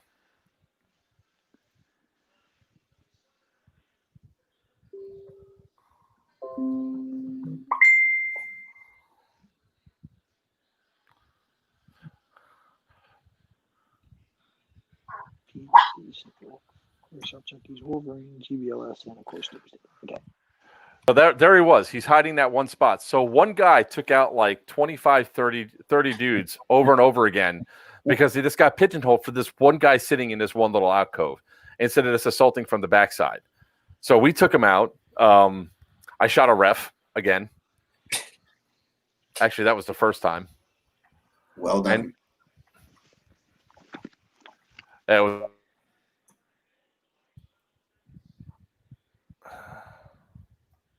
All right, so this is the part that I'm talking about. When everybody else is talking about being tactical,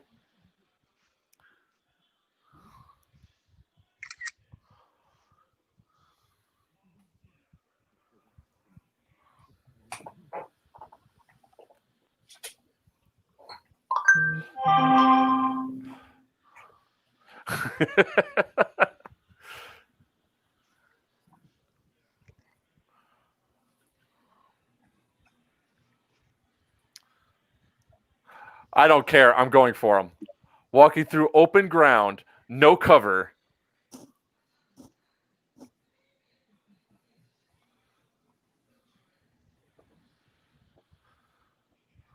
Oh man, I'm missing Big Brother.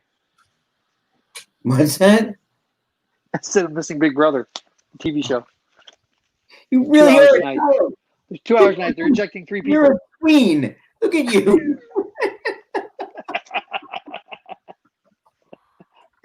just a little baby boy.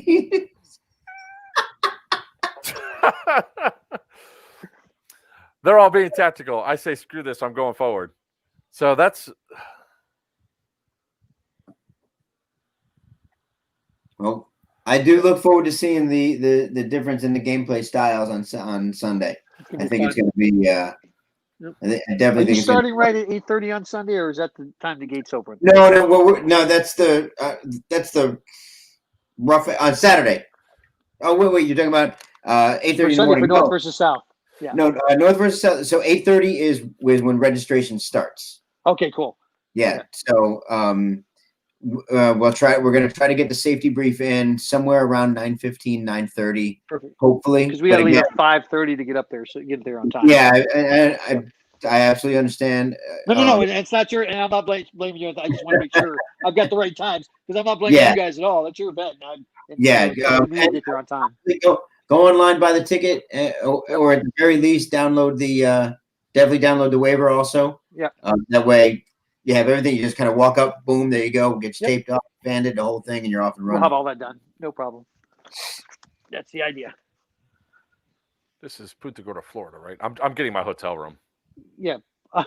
You staying over there in a hotel, huh? Yeah. Yeah.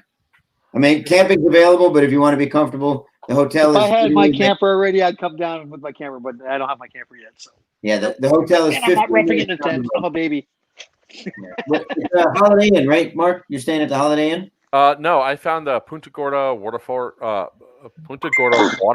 Hotel and Suites. So it's 3.7 miles from Punta Gorda. Yeah, no, I mean, you can stay there, and it doesn't. I mean, the drive is not going to be terrible, but I know that the Holiday Inn is north of us by about 15 minutes. Where you're looking to stay is going to be probably at least. I'm going to do the address. I'll just do the address check. Yeah. Look at you going at it. That's right. Hey, this is by the way, PMC Airsoft is also one of our sponsors too. Can't forget that. PMC Airsoft. Doc Magoo, baby. Yep. I really can't wait for both events, to be honest with you. And then on top of that, we also this is a busy month for me, to say the least.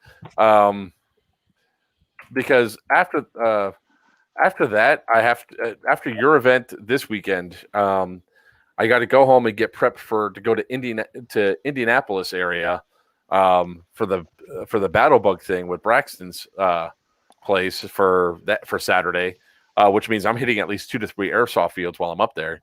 I come home, I have a week off, and then after that is the Southern Comfort game, which you're going to be at as well, Wiener. And then the weekend after that is going to be the Halloween game, which talk about the Halloween game a little bit. So our Halloween game is actually we're hosting for SBG Airsoft, and probably as we come closer, if you don't mind, we'll get Jeremiah on here, let him talk a little bit about it. But it is a Walking Dead game, and I personally I don't watch the show, but I will tell you what I know about it is that in true form of the show, there's actually 2 factions plus zombies and civilians. So some of it will start with players on each faction, and then obviously some zombies, and then just smattering of civilians throughout the field. And as you're out there, you can defend yourself. You could be approached by another faction to be kind of lured on their side. You can reject it if you want and see what consequences come about. There's also, obviously there's objectives to defend your own stuff, to acquire new stuff. So the battle isn't necessarily between the 2 factions, but it can be. But it's, obviously it's keep the zombies at bay.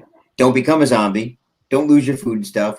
I see that, Mark, that it's only 22 miles versus the 15 that I was talking about. Yeah, so it says 28. It says 28 minutes to get there, but yeah. My guess it's that far from. It's in what town is it in? It's in Punta Gorda. It's right on the water. It's right on Peace River. It's west of the airport, north of Charlotte Park. And that says it's 22 miles? Yeah. From where we are? Oh, it's on the other side. Never mind, it's on the other side. Yeah, you'll be on the other side of 31. Yeah, I know where you're talking about. Yep. Yeah. Yeah. Yeah, if Punta Gorda evidently is pretty big. Is that wait a minute, is that it's kind of like the land.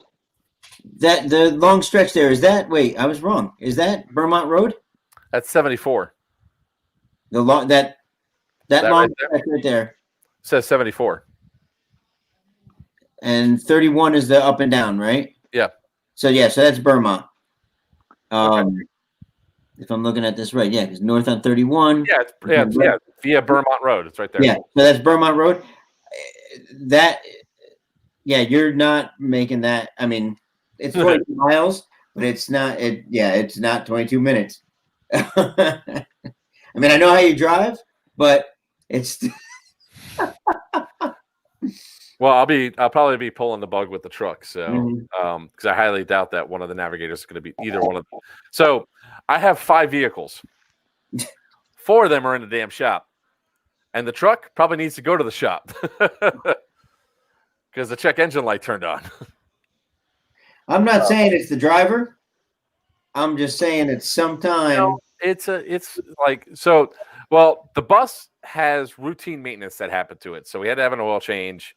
They discovered that there was an issue with the coolant, reservoir, which those things crack over time anyway, and it is a 10-year-old vehicle, so they're replacing that. The 06 Navigator, that thing has over 200,000 miles on it, 210, I believe, and it needs all sorts of suspension work done to it. The swing arms and all that are bad and all that shit. So that was something that was in the making. So that's at my father-in-law's shop.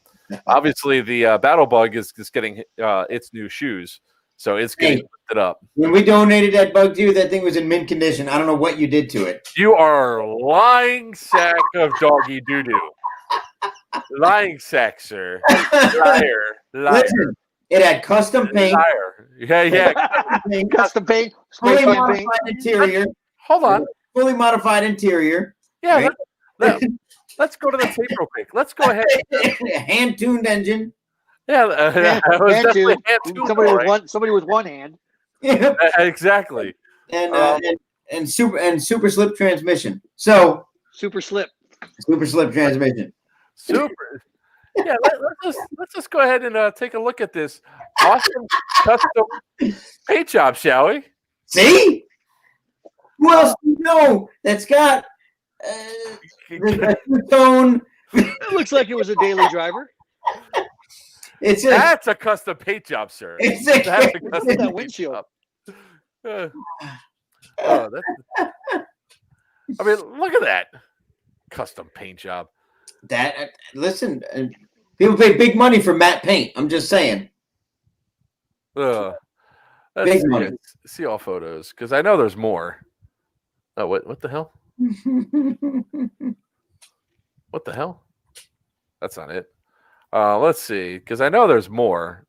Like, I must not have put the interior shots in this particular folder. But let's go to the interior shots, shall we? We don't have to. I mean, no. Yes, we do.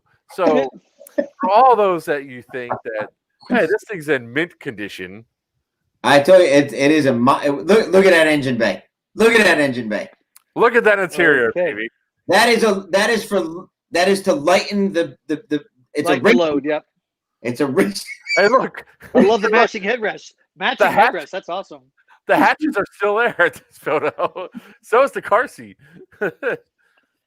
Look at that lovely interior door panel. Let me tell you.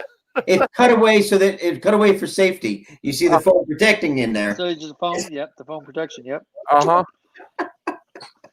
Look at that one. Let's not even mention. Oh, there's the truck. Look, you get the same paint job. So let's talk about when I picked this vehicle up, what happened. First off, it took forever and a day to get the damn seat to go back. So Tinker had to drive literally with his knees on the dashboard. It never bothered me at all. Of course not, midget. So the brakes, if we would actually call them brakes, were non-existent. And we were doing a lot of downshift braking. Right. Truckers do it all the time. The only thing that worked fine in there was the radio. It has 1.5 speakers that worked perfectly. 1.5. 1.5. I like that. That's electrical efficiency. So what we did was, oh shit! Come on, share screen. We got new door panels. Why is it not sharing? It's that wonderful computer you got going.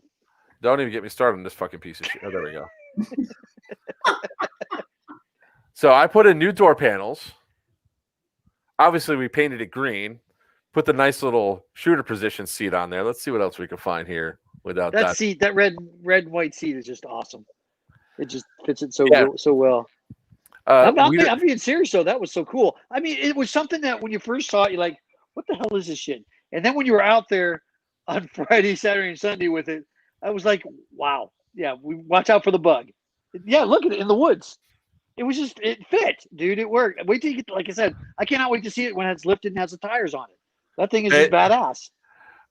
Yeah, because I mean, I don't think you've seen. I haven't even posted these pictures up yet. So I mean, people were they were mocking the bug at the start. But then once we got in there and once we started doing what we do, people were scrambling like crazy. It was crazy. It had a very respectable showing. It was awesome. It fit right in. It's fit right in with the freaking side by sides that are out there, and actually, I think it fitted even better because it just was Herbie. You know, Herbie does the jungle. It was great.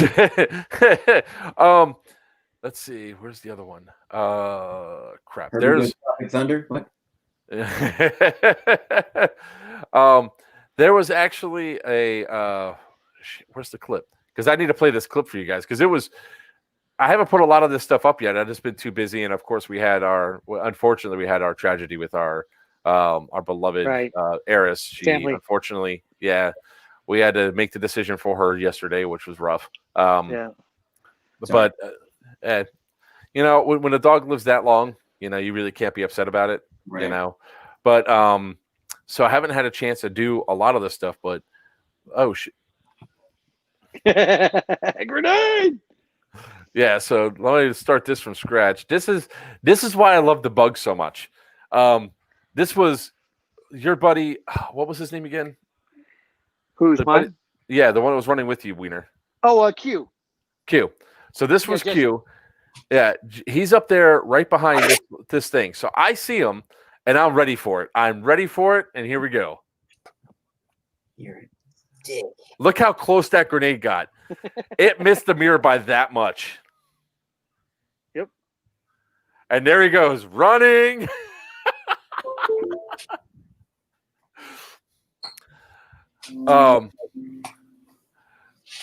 And then here comes another one. Everybody's dead. Boom, a chalk round. That had to been that was me. That was my shot. Yep. I didn't realize how fast. It was easier when you're closer because right there in the corner is where I took you out before. On the right there, that's where I took you out before. But it's easier. It's my first time using the 203 hand launcher, so it was just, I don't know. It was more powerful than I thought it was. So from a distance, I'm not really good with it yet, but I will definitely be getting better. It's gonna be. So we got yelled at quite a few times because people thought we were going too fast, but we were only going 10 miles per hour because that vehicle. What's that look for? No, I wasn't for me. No, you're right. I was agreeing with you. No. I was agreeing with you. No, you were not going too fast. The one that was going too fast was that other Humvee, the tan Humvee. Yeah. The guys in that, I'm not going to call them Irish, but they were definitely, way over the speed limit. But also, didn't I see it was 10 miles an hour, and then you were allowed 15? I think I went back and read over the rules on that. No, they told us that we're only allowed to do 10 miles per hour on the roads and 5 miles per hour. 5 miles per hour when around people. Yeah. Now there was a couple times, I'll admit, that we went a little bit over 5 miles per hour but there was nobody around when you doing. There was nobody around us, and we did it just to make sure that there was a couple soft spots we didn't want to get stuck in, and that was the amazing thing about it. Because Sam's all warning us, "You guys are going to get stuck. You're going to get stuck. You're going to get stuck," and we're like, "I don't think so." I was like, "I'll bring the tow chains just in case," but I don't think so. I put both tow hooks on and put them in secure because they're going to be a permanent fixture on the vehicles now. And then I saw the spot where he supposedly either got stuck or almost got stuck, and I coasted right over it. Right across, you floated across it. Yeah. Well, it's light. The bug's super light. I mean, what are you gonna do? And then when you have those, like you said, when you get those tires on it, I'm looking forward to seeing that. Yeah. Now one of the things we have to put a poll up for later on is what we're going to do with the actual rims. Are we going to keep them steelies like some people suggested, or are we going to get some badass looking rims instead? I'm for the badass looking rims because that's what I always like. Or paint the steels and put something cool on them or something like that. Put players wanted hubs right in the middle of center. You know what the funny thing is that thing's not going to stop. That was like the biggest mistake that the people that were driving the bug in the bug in the truck in the first and second Evo. That was their biggest mistake. Anybody and this goes for anybody. If you're driving a technical out on a field, there should be no reason why you are stopped if you're not dead. None. Right. Because you're a big ass target. So if you're not moving, you're gonna die. Especially if you're a gun truck. If you're a gun truck, there is no reason to stop at all. Your goal is to go up, be a grenade magnet, and all that. So. Okay. What's the right thing for Milsom? 4,500 to do you fine for your Kythera. So what's that? Ben got that's. Oh, is Ben still trying to do his gun? HPA's gun? Yeah, he's gonna put the Kythera in it, which he is not. We are. Yeah, you are. Because he talked about you a lot. I mean, it's the first time I actually had conversation with him on the phone and stuff. Yeah. So plus, I was in a chat room with these guys, which was kind of cool. Last night, yesterday afternoon, I think. Yeah. So yeah. Nice. Good guys, good group. Ben's a good guy. Yes, he is. And honestly, we haven't had a chance to play with him yet. So. I haven't. I haven't. I've been an admin, but I haven't had a chance to play with him. We sold him his first guns. Yeah. Nice. Sold him his Crytek.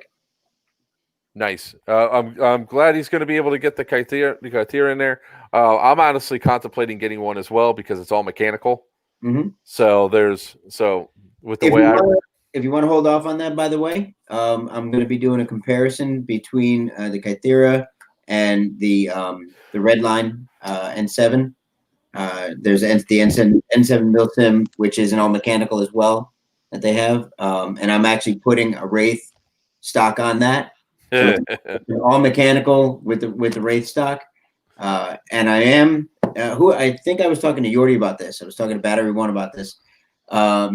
The people keep asking me why I'm going with the 12 gram instead of the 33 gram, and I will tell you it is for no other reason than the fact that the dollar to efficiency ratio is better on the 12 gram than on the 33 gram.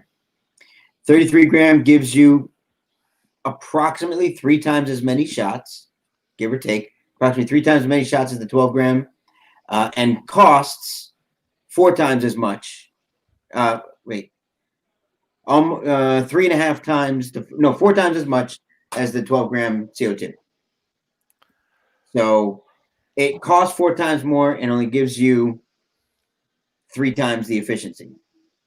So it actually is not, for dollar to air is not worth it to me. I'm going to go with. You like to have that many shots out on the field because you just keep spraying and praying.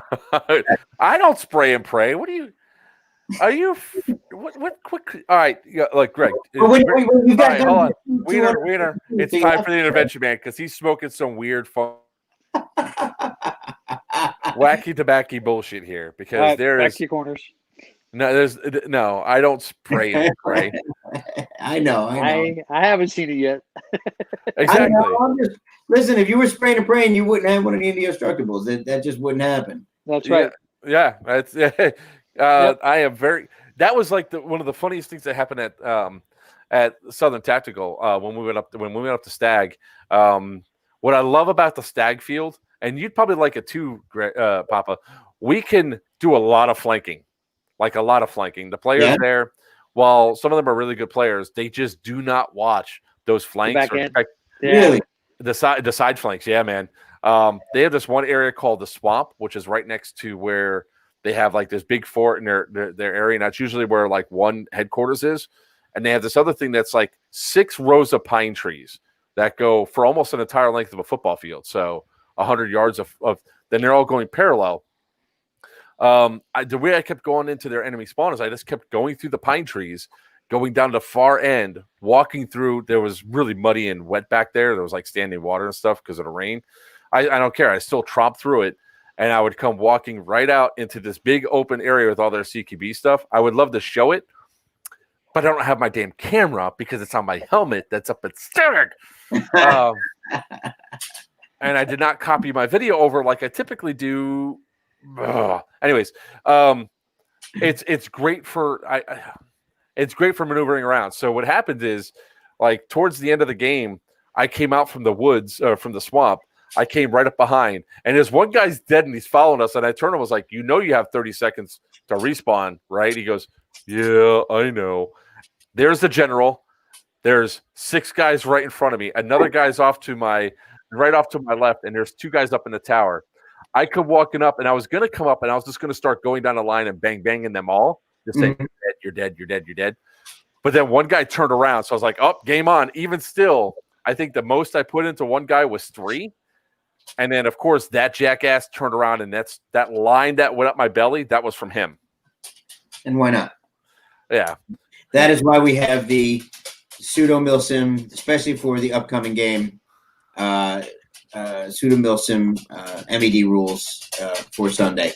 We're trying to avoid that. Again, not to go back and steal any thunder or anything like that, but if we get 120 plus players on the field, granted, there's except for SMG, there's no full auto in CQB, so nobody should be that close. But even if your woods area, by the way, no full auto CQB, no full auto inside Tumbler Tower, which is the 3-story, and no full auto inside Yeti Base either. So any of those closed areas, no full auto. But out in the woods, along the trails, any of those kind of things, if you've got a proper weapon, you're allowed to go full auto. But when you've got, you're talking 60 on 60 or 70 on 70, depending on how many people show up, it starts to get crowded. You start spraying all over the place. People, end up with skid marks on their chest. Not what we didn't have happen. It was really funny because between the what was it? Iron Fury, I got shot a total of 7 times. Not died 7 times. I was shot a total of 7 times at Iron Fury. That's mostly because I was riding in a vehicle, so we don't count vehicle. I got J-damned twice. I got J-damned inside the vehicle. They're like, I saw the admin running, and he had that blank gun out. I tried to get away. He booked it, man, and I didn't get it on camera, which was so sad. I was having such a problem with that damn Hero 7 Black. I bought a new one, and he's chasing us down. And all of a sudden, he's like, bah, bah, bah, bah, bah. He goes, "You're dead, Bug. You're dead." Son of a bitch. What I loved was I didn't get hit with 1 grenade. I got hit with 5 almost every single time. Like, well, when I took out Bulldog, I was gonna be funny and flippant. As I'm rolling up to him, I was like, "We got your Bulldog." Then a guy runs around the corner and he already cooked off the grenade and threw it. It exploded right in the grill. I was like, "Well, I'm dead." And all of a sudden, it's like, once that one goes off, boom, there's another one. Boom. It's like 4 that came flying in. Lovely. Oh, so, but hopefully for Overwatch 6 that you guys have some pyro a lot of pyro you guys could sell because those things are pyro magnets. Oh yeah. Yep. We well, so I know that Pip they manage S-Hop, can you ban him for me, by the way? He's talking about S-Hops on a Promi barrel. Can we go ahead and ban him? What, can you do that? No, I'm kidding. Is it possible to do? Yes. No. He's not talking about a D-Hop. That's the problem. I mean, I could go and block user right now. I mean, no block. No. Wait, I could put him in timeout. So you put me in timeout, put him in timeout. No, real quick, let me Ben, thank you. Glitch, thank you very much. I do appreciate that. I will use yours as a comparison. And yeah, we were actually going to put his Kythera in his T6. And I could have done it. There would have been a lot of fabrication and modification done in order to do it. It was better that we just didn't. So we are putting it in his ARP 5.56. And to Randy, we have our own proprietary custom barrel that I know, not just because we sponsor him, but because he's used he used it on other guns. We have the D-Hop, and I've told anybody who comes to even think about it, Joker, you know this as well. I was just going to say, if you find a better patched barrel, I'll buy it for you. Yeah, that D-Hop barrel. So there was actually an argument that I was having with somebody on TikTok about being in a helicopter, right? And the guy's like, "How can you even hit from that?" Got the video? Huh? You got the video? I was gonna. Yeah, I got the video. Of course, I got the video. Dude, I use my I'll be right back. AEG from the helicopter back in Overwatch 2 or 3, I guess what it is. I'm hitting the targets I wanted to on the ground with .28s. Yeah, so this is why is it doing that again? Share screen. There we go. All right. Yeah, there is no downdraft with the BB like that. You just lead your BBs. Yeah, so let me turn the volume on while he goes away. So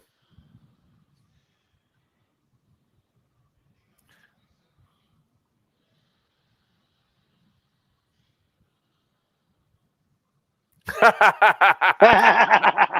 it was awesome. Yeah. Yeah, I witnessed that stuff firsthand. That was awesome. I didn't actually. Yep. I missed. I've seen this. Wait, I saw this video. Did you actually catch someone? Say that again. I've seen the video. I didn't notice that you actually hit somebody in particular. Did you actually? Yeah. When it'll come back around in a second. The one that we always laugh at is the transport. Yep. Put it right inside the transport. put it right inside the transport. And the great.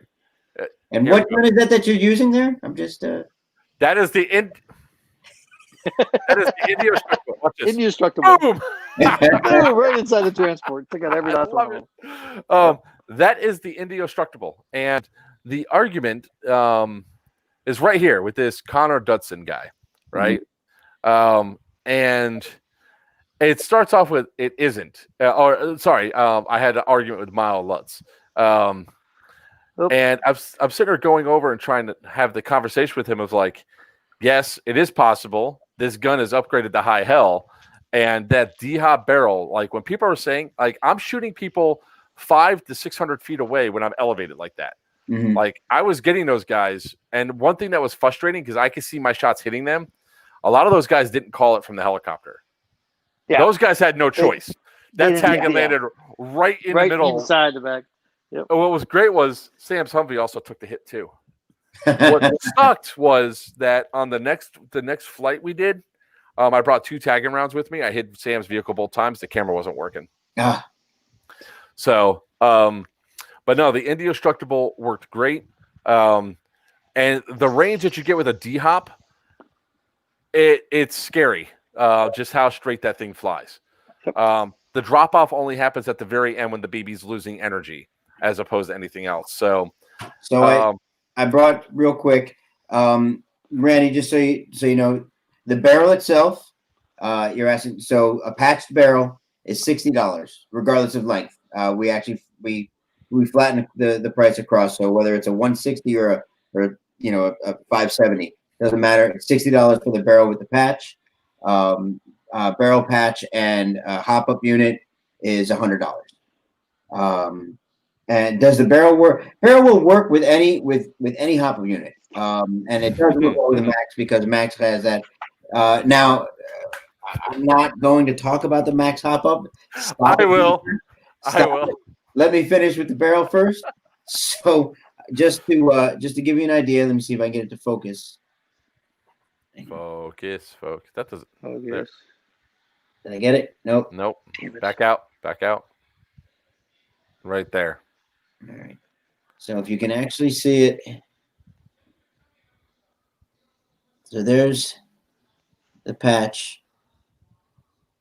And I know I'm not going to, I've tried this before. We were never able to actually get it right. Yeah. Nope. So we use a proprietary material and it actually fills the entire inner radius of the window itself. So there's no open metal in the window. And that is actually one of the keys to it. So when you're putting pressure down on the patch, I'm an idiot. So when you put pressure, we're not going to argue that. Thank you much. I can't show it. I can see what you're doing. Yep. Yeah. When you put pressure on the patch, it's not having to push down through the window and then into the barrel.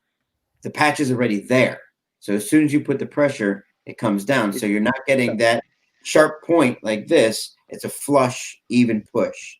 So you don't need a flat nub in it. You don't need anything like that. It actually work with a standard nub, and because that actually applies flush, even pressure with enough back play. You actually get enough play in the nub to give it a nice soft push.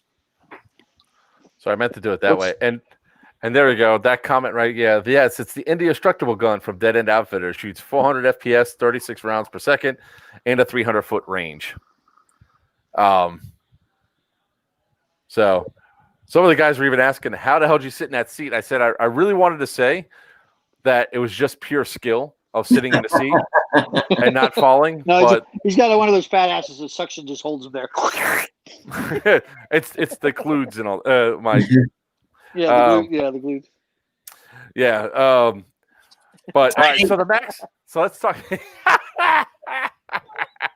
Tiny.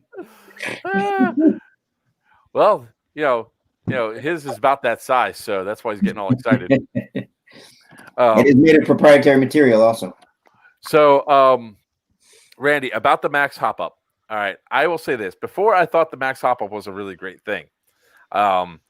It worked well. It works well in M4s. It does not work well inside of It does not work well inside of 9mm. There's a lot of fussing and finagling and bullshit you have to do to get it done.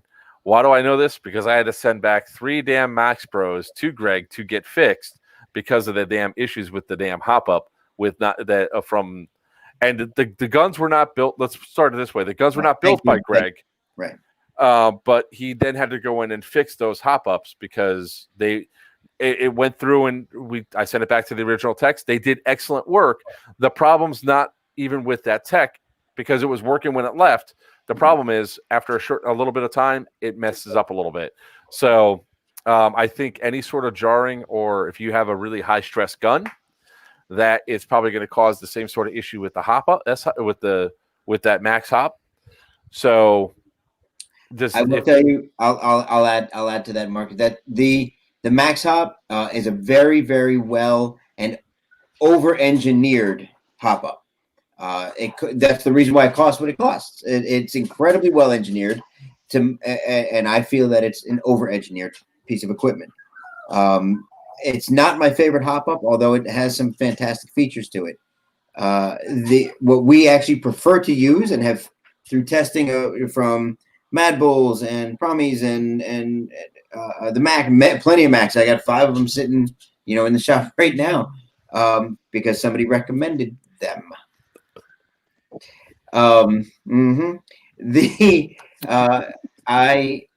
We actually prefer to use the Dytac Pro Wins. They are fantastic. They are actually better than the original Pro Wins in that the C clamp gets a better seat on the barrel itself without any extra stress or tension on the hop up in the barrel itself. You get almost zero play, and that's where you guys get. You see when you shoot and you hit 100 feet or so, and the BB starts cut left or right. It's because your barrel's been twisted, and if it's got even that slightest bit of play, that hop arm is pushing down, and it's off to the side, and you're getting that curve. Well, if you can get a hop up that holds it tight, you're never going to get a twist. And we recommend that every time we send a barrel out to someone, especially if they don't buy the hop up unit from us. I tell them when you put it in, please make sure when you put it inside your system, you've made sure it's straight. Because if not, it's going to fly a different direction. You're going to blame us because of the barrel, and I promise you it's not. You're just going to get a BB that flies to the left for 200 feet. It's going to go, but it's going to go left because you twisted your barrel.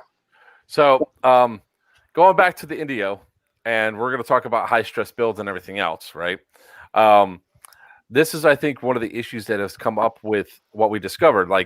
So for me, I put my guns through so much stress and so much unique scenarios that building a gun for me can sometimes be difficult. No. Yeah, because you just keep sitting on it. Stop it. So here is the Indestructible in action that from unseen footage so far. And I'm going to turn the volume down a little bit so we can talk over this. And this bird, so I will say the helicopter that I was in is much bigger. The Indestructible is also skeletonized. So I think this is a combination of factors that went into why we suddenly had a problem. Mm-hmm. The vibration from the bird was intense. Look at the height, man. That's fucking awesome.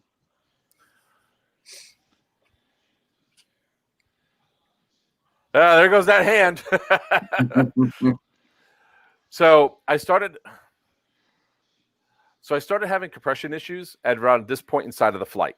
The BB, when I would put the magazine in, the BBs would have the issues, but there was so much force of wind because this pilot was flying low. He was flying fast. He was doing some great banks.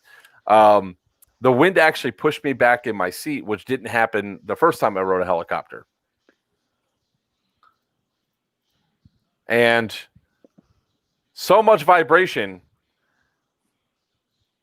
it vibrated out the motor mount screw. That's right. I think you did say that. Yeah, I remember that now. The motor adjustment screw. Yep. Yeah.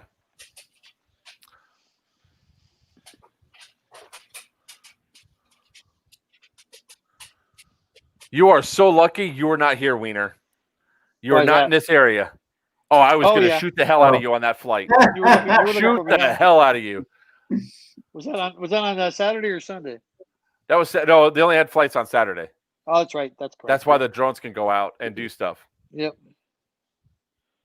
There's my truck right there. Doo-doo-doo. Right there. There's my truck. The temptation to shoot it was something else.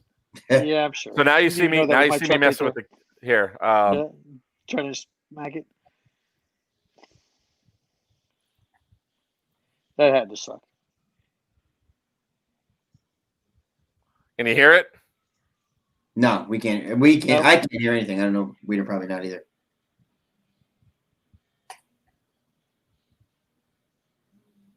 And that was and all that happened was the motor itself just backed out and wasn't. And this was on gears. And this was actually. Let me just double check the flight thing there. So that was 6 minutes into that flight. 6 minutes into the second video. So that was. How long did you guys actually get to go up in a helicopter? That's what I'm going to check right now because I have a feeling the flights were longer than I expected.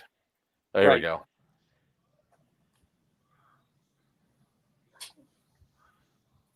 Corey Snickles. What is wrong with you? Oh my God. Yeah, anybody gets on the helicopter, man, they got a hell of a trip. Oh, and don't forget, if you register between now and the 18th, we got a raffle for two helicopter flights. I better be in that one, damn it. All right, so 8/12 on the first one. No, you're a vendor. You don't get to get in that.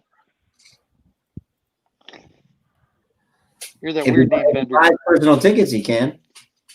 What's that? If he buys tickets, yeah. If he buys personal tickets, he can. Not if he goes with his vendor Right. ticket. Nope. Oh, I guess it was 15 minutes. Not cool. It felt longer. It definitely felt longer than 15 minutes before. Yeah, I still remember my first flight, and it was freaking awesome. It was. Yeah, I tell everybody, at least go if you can afford it, save up the extra money, weeks beforehand, and buy that ticket and go up. Well, I am gonna have to. I am gonna be doing a chopper flight for that Overwatch 6. I rented lips. What? I said rented lips. It's Blah just blah blah blah blah. You got to go back and get another set. Yeah, I know. I was like, what the hell are you talking about? So I am going to be, and that'll be the last Hilo flight I think I get, unless it's another really badass AO that I have to go to. The reason being is, as a squad leader for my own team, me being off the field impacts a lot. Going over the tactics and strategies. Yeah, and all because they're busy partying, going, yeah, he's gone. Let's go.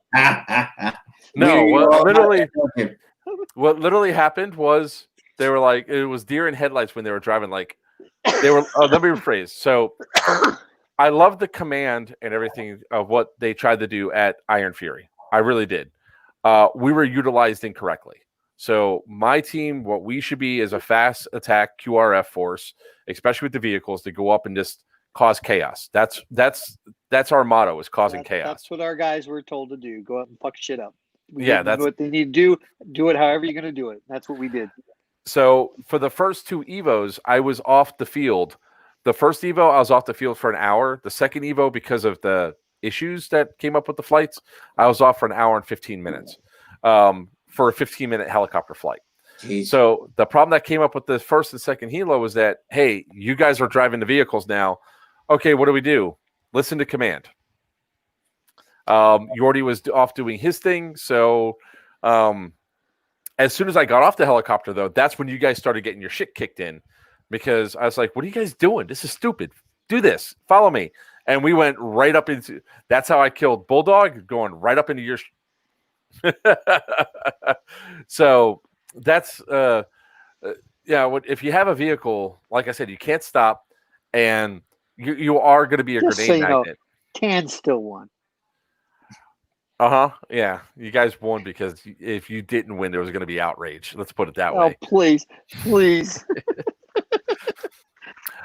guys did awesome on the night games. That's all I can say. You guys freaking kicked. We did awesome on the last two Evos. That second Evo. I don't know about Sunday. We kept you workers out of the city. No, you only. So, all right, let's talk about that a little bit, right? Let's talk about what happened on Sunday. So, Sunday. That pissed me off was, on Sunday, too. And I about freaking told the tan guy to freaking hit the damn road. What? Because he was trying to negotiate to let you guys up in the city. And we're like, no. He's like, no. And then I tell him Liberty 6 said, no, which is our CEO. He goes, who the hell's Liberty 6? I go, excuse me? I go, and they asked. So that's the only reason you guys got up as close as you did that one time. All right, so that's when we got J-damned. Of course, that's when we got J-damned, but yeah, so we had people inside the buildings, obviously, because we scored a lot of points inside the buildings. The perception was, though, that there was not a lot of fighting out there. Huh? Sunday too. We scored a lot of points on Sunday as well. Now, I wasn't in the building on Sunday because I can't tell you, because what I was doing instead was shooting the hell out of you guys all day Sunday. I know what was going on Sunday. Yeah, it was just, the thing was that, I mean, hopefully in the future that they could change those at least one spawn point that's not a natural choke point. Oh, I agree. Yeah, I agree. That was like the biggest problem that they had was every choke they put too many choke points, I think, and did not allow for a lot of movement. That was what? That was what? Huh? That was whose fault? That was your own fault. I mean, the green's own fault. That wasn't get through. Our guys were doing what they were told to do. We just your ass. Choke points my ass. Well, there was also another major issue that I think we all can agree on. There was a shit ton of cheating going on. On both sides. Yes. I agree. But there was definitely some green cheating going on because I witnessed it firsthand, and I instructed my gunner to shoot the shit out of the green guys that weren't called. There was a grenade that landed right in the mix of a bunch of green guys, right? And they didn't call the hit. I saw it happen. That's why they were calling you an asshole. Okay, I heard that. Oh yeah, if I saw that shit, I hit the thing. I was like, light up that green team. They go, why? I was like, they're cheating. Light them up, and they did. And then they called it. Oh, frozen. And then they flipped them off, and then that's when the admin came around the corner, and they all had to bring their dead rags out anyway. It's like, don't let me catch you cheating in front of me because I'll make sure you call it. Right. There was a lot of tan that would refuse to call what they thought was tan hits because they didn't believe that they could be outflanked. Right. And we had that happen a lot. There was a lot of ones that are saying, tan. I was like, you're still fucking hit, period. Yeah. Because friendly fire counted. Yeah. And they were my first 3 kills of the day were my own tan guys running at me through the woods. I go, what the hell, guys? Yeah, and they didn't want to call. There was not a lot of no hit calling. Over by that white building where the choke point was created, that's when Fallon lost his shit because I witnessed that one and unfortunately did not get on camera. But were they tan? Was he tan or green? I don't remember. He was green. I hardly ever saw him, so I saw him towards the end. I just can't remember.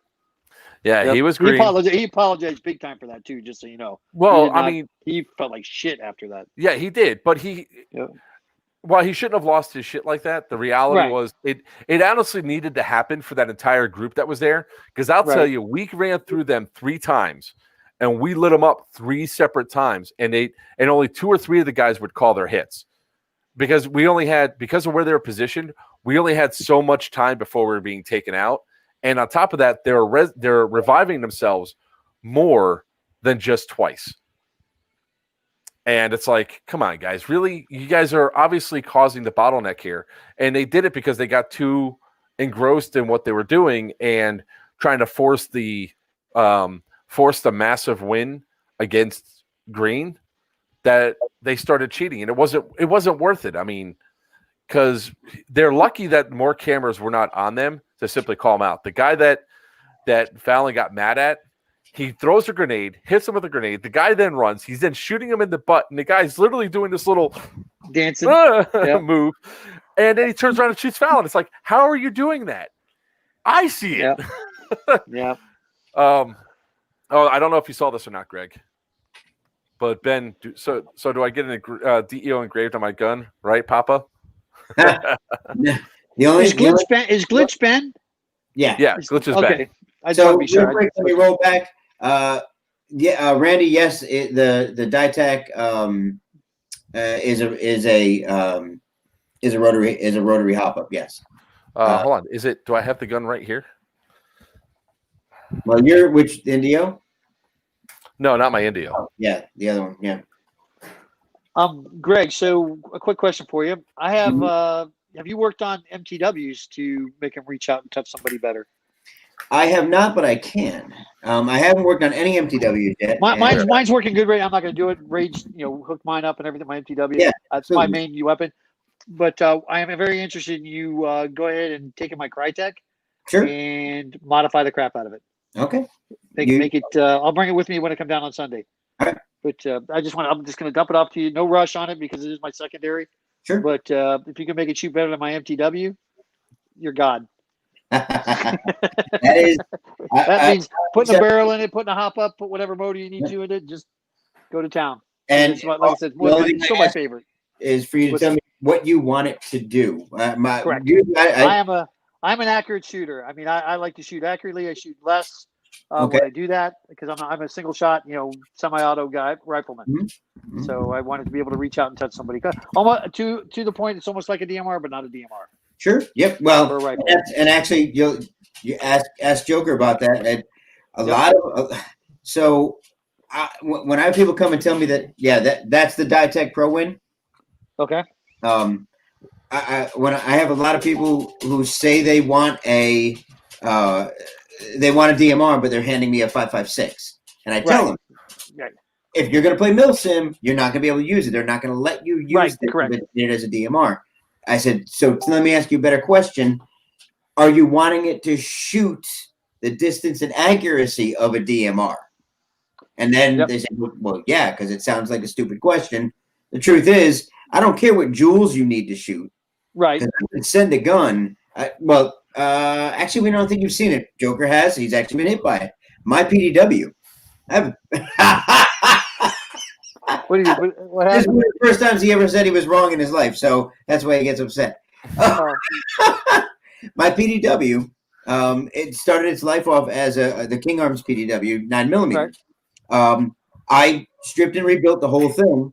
It comes in at I believe it was 1.12 joules, and I mean honestly, I never checked to be sure.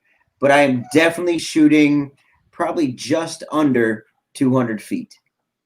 That's awesome. That's probably just under that with 1.12 joules, and a PDW length barrel. Yeah. Because I have my Crytek has the mini PDW barrel set also for it. Yeah. It's about your compression.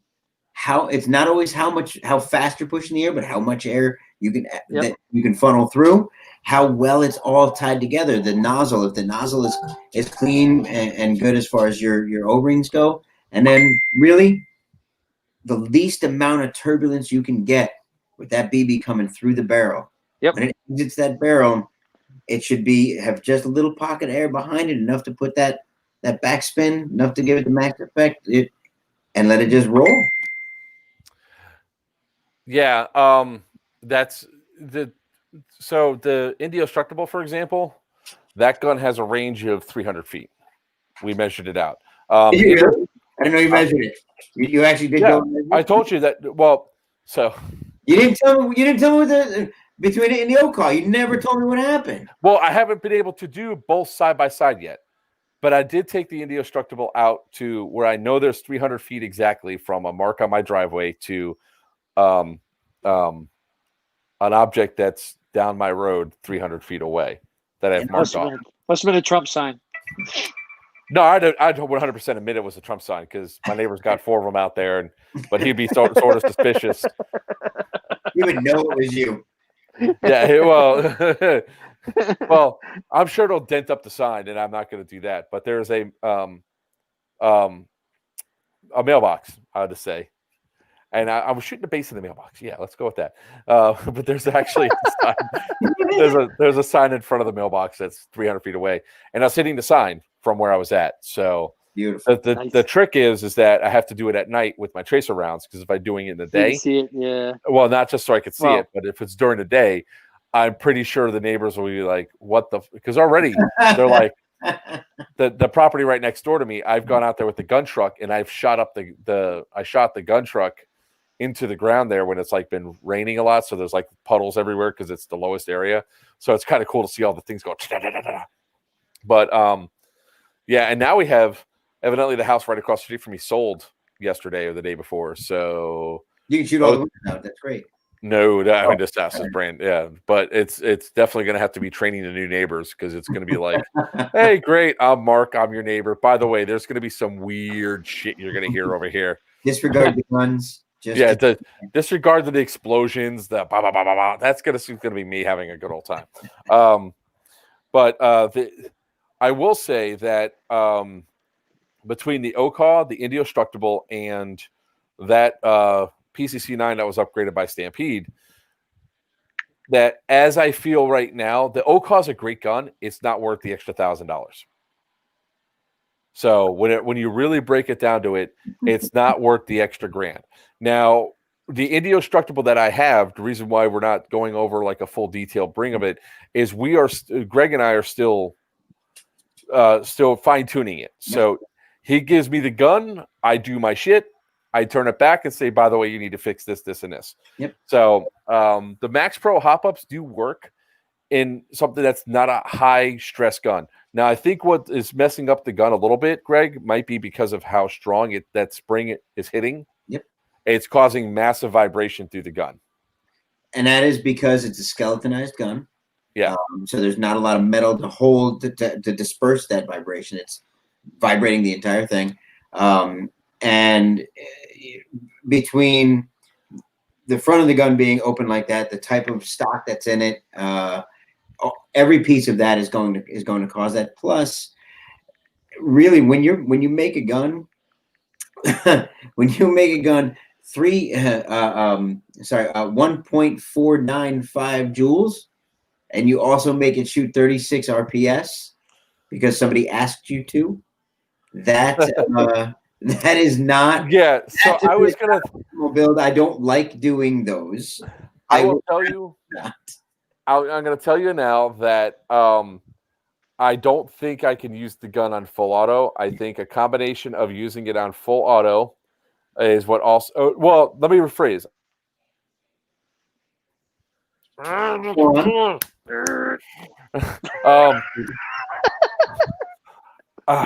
I think the first thing that needs to happen is that we need to pick some sort of Loctite or something, or Teflon tape. Yeah. So once you get that, I think that's going to resolve that issue, to be honest. The compression issue, you need to look at that and figure out what's going on. I have a feeling it's probably the same. I think the helicopter flight screwed up the Indio, to be blunt. When I say the forces up there, we also had, how strong was that wind blowing, Wiener? Like 15, 20 miles per hour at Iron Fury. It was gusting. It was quite a bit. It was gusty, pretty good. Yeah, he did a hell of a job flying that chopper up there. Because it was very windy. So combine that with flying right into the headwind, and he was going fast up there.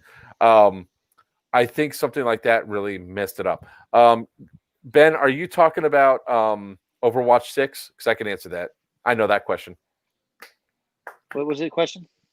About medics. Yeah. How many medics inside of a platoon? As you're waiting for him to answer, I'll answer Rob or Randy rather.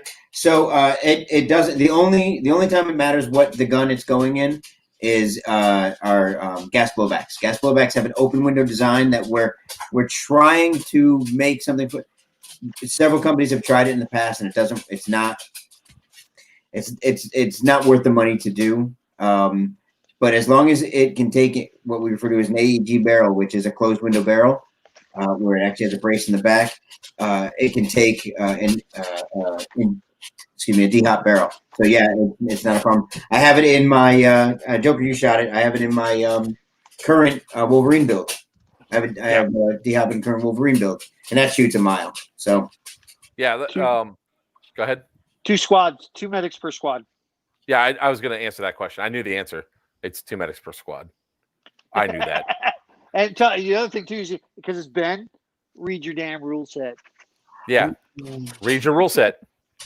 So to give you an idea of like the length and all that, this hallway is almost 300 feet. And this is the D-Hop barrel. It's not the indestructible. Oh.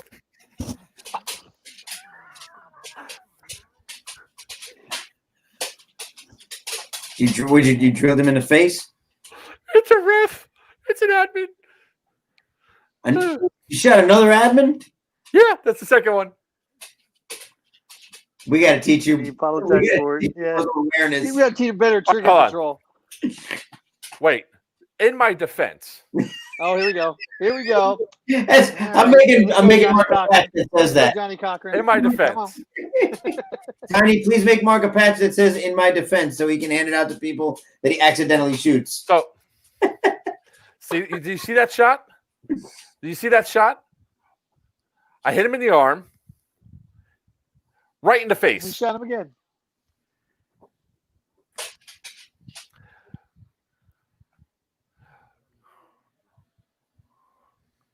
I like seeing my work in action. So this is the D-Hop barrel and that new hop up, the whatever hop up that it was. Sweet. How far shot down the hall. Yeah. Yeah, I got to work on getting a better trace unit. I got a trace unit, but I don't think it's working right. What are you using? It's a G&G. Yeah, the lighter BT is the best tracer unit out on the market right now. Yeah. You laugh. No, I've got a couple. I know that if you're looking, see, I'm a huge fan of X-Cortex. So the lighters are great. I really am truly a huge fan of the X-Cortex, but really only because the full X-Cortex kit, the X3300W. I love it. I think it's great, and I think everything about it, everything it does is wonderful. I'd put it on every gun if I could. So that was part one.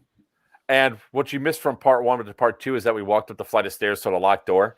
So I already knew there was 3 guys down that hallway. So when I come down and I see a shadow right there.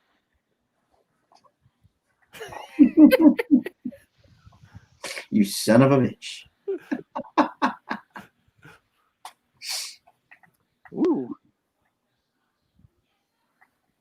Here comes Jordy. Now this tan guy that's walking out pisses me off, and he deserves to get shot. Yep. He deserves to get shot. Well, he was dead man walking and walks in the middle of the fight. Yep. Watch. Listen. Then he finally ducked out of the way.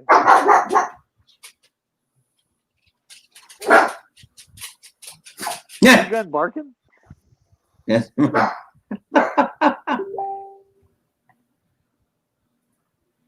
Dude, it looks like you got shot in the back of the head by the other. And that's Jordy's gun right behind me, by the way.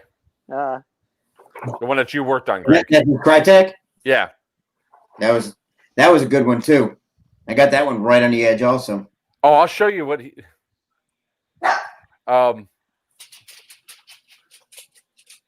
Yeah, now the admin's calling himself. I'm coming. Randy, go ahead. You can go onto at Dead and Outfitters on Facebook, or you can go directly to me. Either one to get a hold of us. Website's still being built. I know Joker keeps bothering me about that. We're still working on it to try to get everything up to date so we can actually start carrying the products on the website. Just please understand we weren't ever thinking about doing volume. We just like helping out the community, and this is how we came to be. That's your fault for being so good. You know what? My mama said I was special. We knew that already. I wanted to say something to Ben real quick. Ben said up above, he said something like that. Where is it? He said, you asked me that, and I felt dumb not knowing much about guns. I actually had to talk to a couple of guys. There's players. There's some guys who they hand them the tool, put them out, let them go do what they're going to do. They love it. They want to do it. Have no technical capability whatsoever. Absolutely. I know it's a running joke.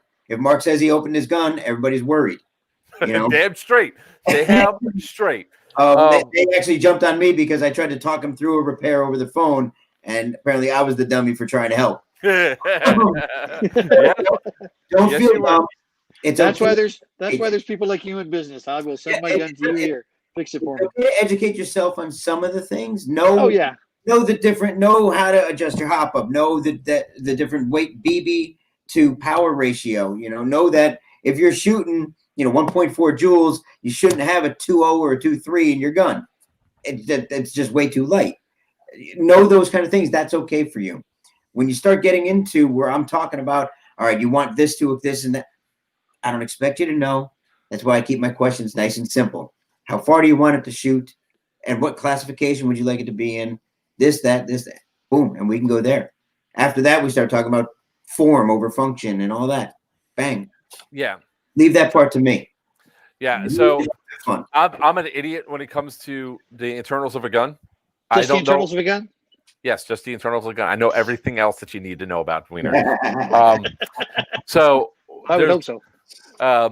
So there's a lot of stuff I don't know. I mean, I have a basic grasp of what should go and all that, and as much flack that Greg gives me for putting the max hop ups in there was a different reason why we talked about doing it this way. We talked about it because what the consumer might want for these guns. Yeah, we'll be ending this real soon because I have some Call of Duty to do. But so when it comes down to it, it's like we tried, and that's where the stress and all that stuff comes up. I don't know what makes a gun work. I don't know what the inside of a gearbox looks like, because if I ever go look inside of what the inside of a gearbox looks like, there's a problem. But that's why you have text and all that could do the work that needs to be done out there. So, and I just want to give a big FU to the little man over here that says that I like to spray and pray. Spray and pray, huh? We're still talking that. That was like an hour and a half ago. Oh yeah, I hold the grudge. I know it was an hour and a half ago, wasn't it? Yeah. 1-1. Hold on, it keeps going. I know. I've seen you play. Now, this I like to look at his face like, wait, what? The bullshit that happened with this room right here never should have happened in airsoft. I threw 3 goddamn grenades in there. I shot that guy and the other guy standing off, this guy over here, right in the jimmy because they pissed me off so bad, and they still played. Yeah. So, but yeah, spray and pray. Fucking dick. There's a lot of things that you can say about me. If you're on my team, you have more to fear from me than you do the enemy. You get shot in the back. Yeah, okay. You have a high likelihood of getting shot in the ass or getting shot in the jimmy. But one of the very few things that people could ever say is they get overshot by me. And if you're getting overshot by me, it's because you're not putting your goddamn hand up, or if you're a ref walking inside of a hallway. I have seen your videos, and I have seen you apologize because you all the time overshot somebody. Oh, all the time, because I don't like hurting people. I really don't, and I'm in a sport where by nature I hurt people. So there was a really good video that it would have been an awesome video if we would have caught it. We ran into the tan Humvee, and the first shot that we took was with the tag-in impact one, the practice one, and it skipped off the ground and nailed the guy in the back of the head. So he and it was not at a far range either, maybe at 25 feet. So there's a lot of energy behind that projectile. It hit him in the back of the head. We then threw a grenade underneath the Humvee. So everybody should have been dead because it's within 10 feet. So we roll up and I stop and I'm talking to the guy. I was like, hey, man, are you okay? And he goes, yeah, I'm fine. I was like, I'm sorry about the shot to the head. All of a sudden, Bo is next to me looking over and he goes, something's not right. He points his gun, like his barrel's right in front of my face. He goes, are you dead? The guy's like, yeah, I'm dead. Yeah. And Bo asked the third time and he goes, I'm up now. And turns around and shoots the side of the vehicle. I was like, let me ask a question. Is that Humvee more than 10 feet? He goes, no. I was like, well, you're dead because the grenade went off underneath it. So everybody around here would have been dead. He goes, oh, yeah, go ahead. You're good to go. He just, yeah. I was like, Sometimes your adrenaline just gets the better of you. oh, I don't think they realized how close the grenade was, and that Yeah. everybody in the vehicle should have died. But Yeah. that's why I just informed him, and I was like, so we're good for me to go? He goes, yeah. I was like, all right, see you. Be back in a few to kill you again. And they were salty because we did go back and kill them again. They used some expletives towards us. Motherfuckers. Nope. There was an F word, but it wasn't fuckers.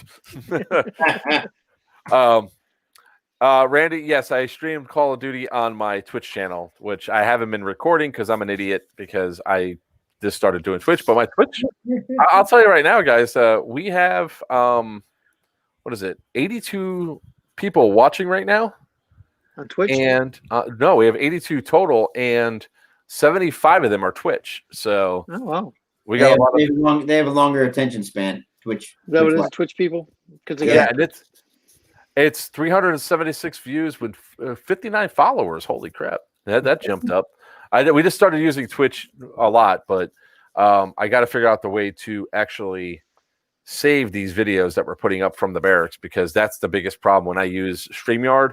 It's going over to Twitch, but I cannot record them on Twitch. So when I end the broadcast, it just disappears. So I thought I had all these things on Twitch, and I don't. I got one video. And I'm an awesome airsoft player. I really am not that well on Call of Duty. On Call of Duty? Could that be because your computer's so good? Actually, the computer has no problem running Call of Duty. What it really is I think it's the video card. So I highly recommend people never to touch an iBuy-Power PC. From the time I got this thing said nothing but problems. I had to replace the video card. I had to replace RAM sticks.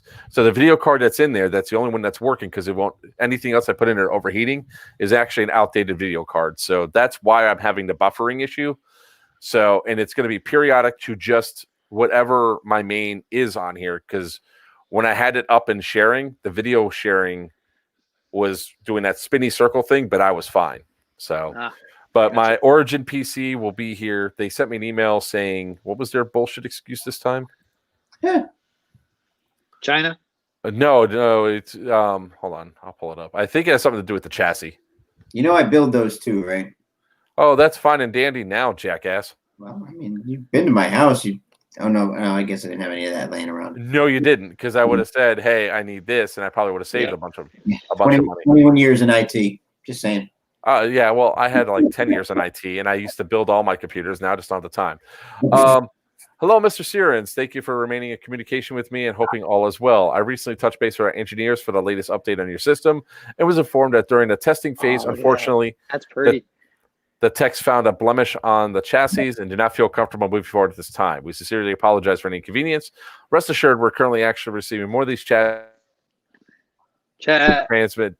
to arrive next week to help mitigate any inconvenience and delay. The manager has approved upgrading your shipping speed at no extra cost, which I'll be adding for you now. Please let me know if any other questions. So I got this yesterday. I can translate that for you, by the way. Somebody fucked up, and that was a video card you just showed us, right, Greg? Yeah. What video card? I wasn't looking at it. I had to. It was pretty. It was pretty. It's this one's 4 years old. Still pretty. Which one is it? Which one is that one? The gigabyte one. Yeah. What's in my system right now is the SFX. Shit. Crap! I wish I could name the video card that we use in our systems with the big Barco monitors. Mm-hmm. We're talking the 3 gig, 3. God dang it, 3K. What the fuck it's called? Megapixels, something like that. 3 megapixels. That's it. Yeah. Good God. Monitors. So we talk about video cards. We got up airsoft and we're back on our computers now, huh? Yeah, I get stuff. I have enough for probably 4 or 5 data mining machines that's here. And then a Newegg pissed me off something fierce for my son's. That's what I'll do. I'll bring you my son's computer on Saturday, Greg, so you can fix it. Okay. Yeah, I don't know what's probably wrong with it, but I built it up. PC or Mac? PC. Okay. Yeah, fuck Macs. Yeah, I'm just saying, hey man. I put it together. And before you laugh your ass off and everything else, I used to be really good at building computers. So the last computer I built actually He's got the haircut for that. Can you tell? He's got that. No, this is the old man look now. You know, I mean, I had the long hair. I had a long hair last year, and then I cut it all off. You know, Locks of Love loves me. No, I worked in IT for about 8 years, and then as tech support, then I got out. So I built a lot of my computers and all that. I worked for Gateway Computers. That's how old I was in it. Wow. Oh yeah. Wow. Yeah, and Gateway. That name. My Twitch is Players Wanted. When I worked for Gateway, the biggest problem that they had, which kept us, they never wanted the tech support place I worked at is over here. There was a what was the name of it? Anyways, they never reported to Gateway Computers what the main problem why everybody was calling in about. It was their stupid megaphone program that they had would always fuck with the startup. So literally what would happen is that I got escalated from bottom to tier 1 support in a matter of 2 months because I got fast paced with figuring out what was the problem. Oh, look, you have megaphone installed. All right, let's go through here. Let's go to startup. Let's delete everything. Don't I need that? Nope. You don't need a goddamn thing in startup except Windows, which is going to start automatically. And everything can start later. You can actually have things launch. Yeah. Yep. There's delay starts. Yep. So back when magnets used to affect computers, the favorite one that got boosted up to me was this lady. So when did she have a fan next to her monitor? No. Oh. That's another good one though. Like the old CRT monitors that get messed up by a high-powered fan. That was always great. No, so this lady gets in, and first off, she gets bounced around, right? So when you get to tier 1 support, there's only 15 guys total in the entire company that's dealing this level of support. She calls in and she's screaming. As soon as I pick up the phone, she goes, "You motherfucking assholes!" All right, click. Yep. She calls back again, and it gets bounced around. And then what happened is one of us will pop up like a prairie dog inside of it and be like. So finally, the boss is walking by, and we're popping up, and she's calling in, and it's like they get a report whenever a call comes in more than like 10 times. And all of a sudden, he's coming over, and she goes, "How many times she calls?" It's like, I don't know, 15, 20 times. And then I was like, "Oh, look, here comes the call." I pick it up. He goes, "How bad is it?" "You motherfucking cock." Click. And he goes, "All right." He goes, "All right, Mark, what is it going to take to get you to take that call and actually walk her through it?" I was like, "Oh, if you want me to do it, I'll do it." I was like, "I expect a couple of rounds tonight." And he goes, "Go for it." And he goes, like, and then all of a sudden the bets start. The bets start right off the bat. How long it's going to take before I hang up the phone. Now, once money's on the line, I'm on it for the end of it, right? So I jump on, and she starts up. She picks up. I was like, she starts screaming at customers. I was like, "Ma'am, you're going to stop." She goes, "No, I'm not." I was like, "All right, you have 2 minutes. Get it all out of your system while frozen. When I figure out what your problem is. 2 minutes." So she starts off, and I give this woman mad props. This was actually clipped for the company and put in part of training on how you deal with irate customers. She said some of the most down and dirty shit that would make a sailor cry. And every once in a while, I was like, "That's impressive." Oh, I was like, I got to take that one down. She goes, "Are you mocking me?" I was like, "No, that's generally a really good insult." So, and then periodically I say, "All right, you got 30 seconds left, 15, 5 seconds. You're done. Stop." And she goes, as she stops like almost mid-sentence, and I was like, "All right, now that you got that all out of your system, what's the problem?" So she starts going on to each time that we format a computer that within 15, maybe it lasts maybe an hour or two before it goes on again, before there's some sort of problem with it again. So I'm looking through all the previous troubleshooting notes, and 2 really good texts within there, and they put, I have no idea, because they also had sent her a new computer. So that was the old Gateway where they will actually swap out computers. Right. So I was like, all right, there's got to be something environmental here.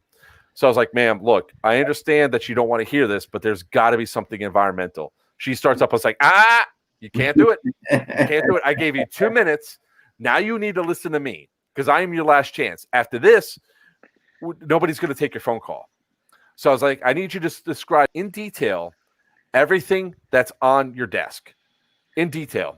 Because at that point, we could take a picture. This was pre-2000. Right. This was 98. Yep. I was like, you can't take a picture and mail it. I was like, ma'am, you need to explain every single thing that's on your computer. So I want you to lay your hand on it and tell me what it is.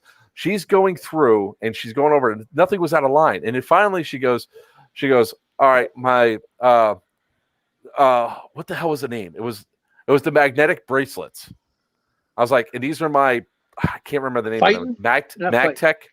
These are the old ones. These are the really good old rare earth magnet ones. And I was like, wait a second. What'd you say? And she goes, yeah, they're whatever the brand was. I was like, ma'am, those are magnets, right? And she goes, yes. I was like, and then I slipped. I said, for fuck's sake. And she goes, ooh. I was like, I wouldn't be getting so cocky if I was you. And she goes, why? I was like, ma'am, those are rare earth magnets. Yeah, and you put them on top of your computer. And I could only imagine the look on her face was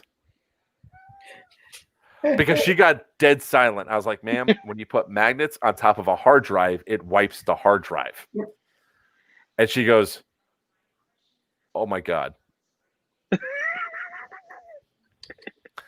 So I was like, take the fucking magnets. And I said it just like this. I was like, take the fucking magnets and put them anywhere else besides anywhere near your computer. Because I swear to God, if we have to call in about this issue again, I'm putting it in the notes that we will not help you because you now know what you need to do. What do you need to do? She went through all the prompts she had to go to get the recovery disk going. So she had to do the C format, install, put in the drive. Yeah. So she knew it from herself what she had to do. And she's like, okay, she goes, I normally don't ask this, but I really need your address. And I said, ma'am, that's a loaded thing. She goes, no, I owe you guys something. And I was like, I turned to the manager and I turned over. And first off, I grabbed the stack of cash that was on top of the table right there and say, I won this. And I put it was like $300 I won, put it in my pocket. And I said, all right, let's get the okay for it. And they have a special guardhouse building for this place. And I was like, all right, here's the address, send it there. She sent not only like paid for 2 different pizza parties for the team, but she also sent Omaha steaks as a thank you. Awesome. And that was part of like training moving forward for this company, which used to be called TAC. It's something else now, but it's a big data center thing. But that's my number one thing. And then of course the boss, not only the boss took us out, but the VP of the department took us out, the entire team out for a big fancy dinner at Ruth Chris with all drinks included. With drinks included, wow. That guy did not know what he was in for. So for you guys, yeah. That was my old IT days. So back when you actually had a big thick booklet of all the different codes and shit that you needed for Windows instead of the easy point and click shit now. Oh my God. We couldn't take control over people's computers back then. Like Greg said, the shitty be affected by fans. Mm-hmm. I remember that was like another big issue. Idiots that keep getting that didn't get 2 separate phone lines for their internet and was wondering why, or didn't know how to disable call waiting. Yeah. Working for Gateway Computers. That was the days, man. Yeah.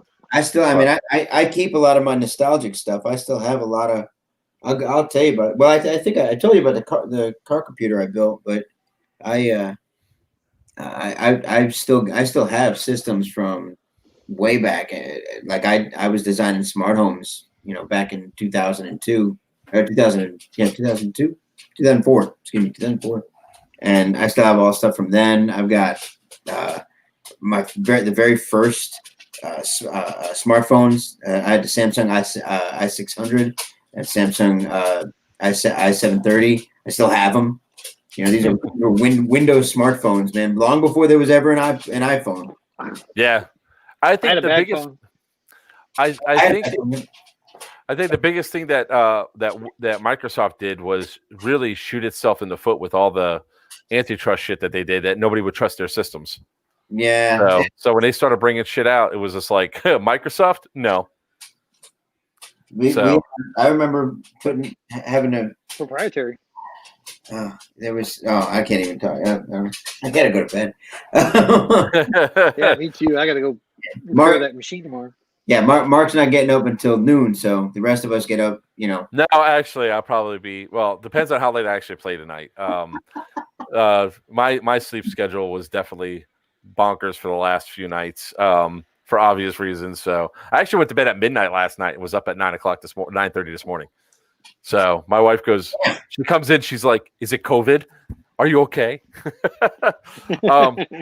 So we'll start doing the wrap up now. I know a couple people want to. Already came back, by the way. I see. He's got the code. He could jump back in if he wants to. Just to say good night. Yeah, I'm just gonna get the my Warzone code for those people that wanted it, so that they can play Warzone and shit. But so to wrap up with what we had for tonight, so we obviously were talking about the Op31 night game, which is going to be Saturday, starting at around. Well, the gates open at 3, so come in and try to see if you can get some nice little goodies and all that. I'll be showing up sometime around 4. Should be set up all over the place. A lot of people wanting to come out and sell. So yeah, buy, sell, trade, and a tech and tune. If you've got something you want looked at, something that's being a little problematic, come on out and test it all. Yeah, so we'll have that. Whoops, shit! What the hell's going on? I don't know. Hey, stop it! I'm trying to get my stupid numbers here. All right, got it. All right. So I'll be there probably sometime around 4:00 because I got to wait for Tinker. I'll know for sure better tomorrow. Oh shit. We will have the battle bug out there. So come out and check out the battle bug. We will allow you to sit inside of it and take some shots out of it if you want. 2144966. What is that? Kicking in, can't remember all those numbers. 214496. Yeah. That's for that's my thing. So so we'll be doing that. We'll also for the night game, hopefully they'll blast it up someplace so that way we can shoot the tracers out of it. Mm-hmm. That's just going to be a badass thing out there. We might have some stuff to sell. And then all day Sunday. When's the game? I forgot. When does the game end on Sunday? Sunday. Looking to end at 5. I think Tiny's got it's 2 3-hour blocks. Okay. So it should be ending somewhere roughly around 5:00. Yeah. So Sunday. Okay. From roughly gates open at 8:30. Gates open at 8. We start registration at 8:30. Okay, registration starts at 8:30. Whatever. I remember at 8:30. Come on out. It's a North versus South game. We'll have a good time shooting each other. The week after is we're going to be going to the Boneyard up in Bloom, up in the Indianapolis area. The Bug's going to go up there. It's Herbie Goes to Hell at the Boneyard, and obviously next big thing after that is going to be the Halloween game for Op31. Come out. It's going to be the Walking Dead game, which sounds like it's going to be awesome. And then January is going to be Overwatch 6. So, 6. Guys, if you are looking to purchase your tickets, go ahead and put in Players Wanted. You get a free patch. It doesn't cost you any more. Or maybe you have to buy a new computer. Proceeds go to his new computer. No, computer's already bought. The computer's already bought. When did you get there? When did you get there? So come on out to Overwatch 6, guys. Use the promo code. You guys get a free patch. That's always pretty awesome. Just so everybody's aware, I am running on Tan Team. So if you want to shoot at the Battle Bug, you go green. If you want to be running behind the Battle Hub, going go Herbie go, or Battle Bug. Does whatever a Battle Bug does. That's the new. we actually started writing a theme song for it using the Spider-Man theme song. It's great. Shoot you in the ass as you're running away. Watch out! Here comes the Battle Bug. We'll have that out there. The Battle Bus is actually going to be a takeable objective at Overwatch 6. Check out the rules for that coming out. That'll be actually a pretty cool new feature and all that stuff that's out there. And we look forward to having fun. We are 6 minutes away from the 3-hour mark. So Hey, when we get talking, guys, we have a good No time. shit, I had a good time. Yep. So, Greg, do you have anything that you want to mention before we cut out? No. I think that we pretty much covered it all. Again, night game. You can come for just the night game. Come just for North versus South. You can play both. Doesn't matter either way. We're doing dinner at 5:00 on Saturday. We'll be doing. What's on the menu? We're actually just adding pulled pork. So burgers, dogs, corn dogs, pulled pork, and then lunch obviously as like a regular lunch on Sunday. Our regular lunch, which is burgers, dogs, and so Publix of it is for Sunday. I will. I want the dogs. If you say pulled pork again for Sunday for lunch, I'll be down. You haven't even had one of my burgers. Yes, I did. I've had 2 of them. Then have a third. Obviously, you liked it. Gracie. Gracie, hold on. My dogs are going nuts. All right. Good night. So the other thing to mention also is that if you guys are looking for D-Hop barrels, go ahead and reach out to Dead End Outfitters on Facebook. If you guys are interested in getting an indestructible gun, which they do run really well, we are putting some of the highest stress possible inside of these guns to make sure that you guys don't have any issues with yours. Also get them, and they're really the price is really good. What's the price range at now? So we're looking at a base price of what looks to be about $800. Is base price $750, $800. They're right in that range. Oh, well worth every penny. If you guys are looking at a choice between that or saying Umbrella Armory Oka, I can tell you right now, pound for pound, dollar for dollar, you want to get an indestructible over an Oka. You're going to save yourself $1,000 and you're going to get the same performance. And they're customizable. Lengthwise, color-wise, they are customizable for each person. But we are carrying the different ranges at this point. We have the Vinny VDV level of gun, so you can choose which one you want. And you'll see all that. All the options are going to be there when you go when the website is finally done. Okay, and then Wiener, do you have anything to wrap up with? Just get your tickets now for Op Overwatch in January around Martin Luther King birthday weekend. Everybody who purchases a ticket between now and October 18th, you will be entered in for a chance to win one of 2 helicopter ride tickets. So register now. Get them quickly. How much are the helicopter rides? Good. How much are the helicopter rides again? 170 for the helicopter ride, and 115 if you're going to be just a passenger. That 170 is actually cheaper than what was at Iron Fury. I did not know what they were at Iron Fury. God, say that 3 times fast. Iron Fury. All right. So once again, guys, I am Players Wanted. I am Joker.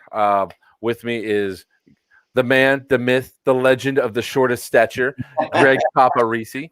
And then down below me is the mildly inappropriate named Wiener, even though that is his name. That's correct. That is my last name. From Doomsday Airsoft. As always, until next time we see you, we look forward to seeing you out on the field. Until next time, you all stay safe and you all have a good night.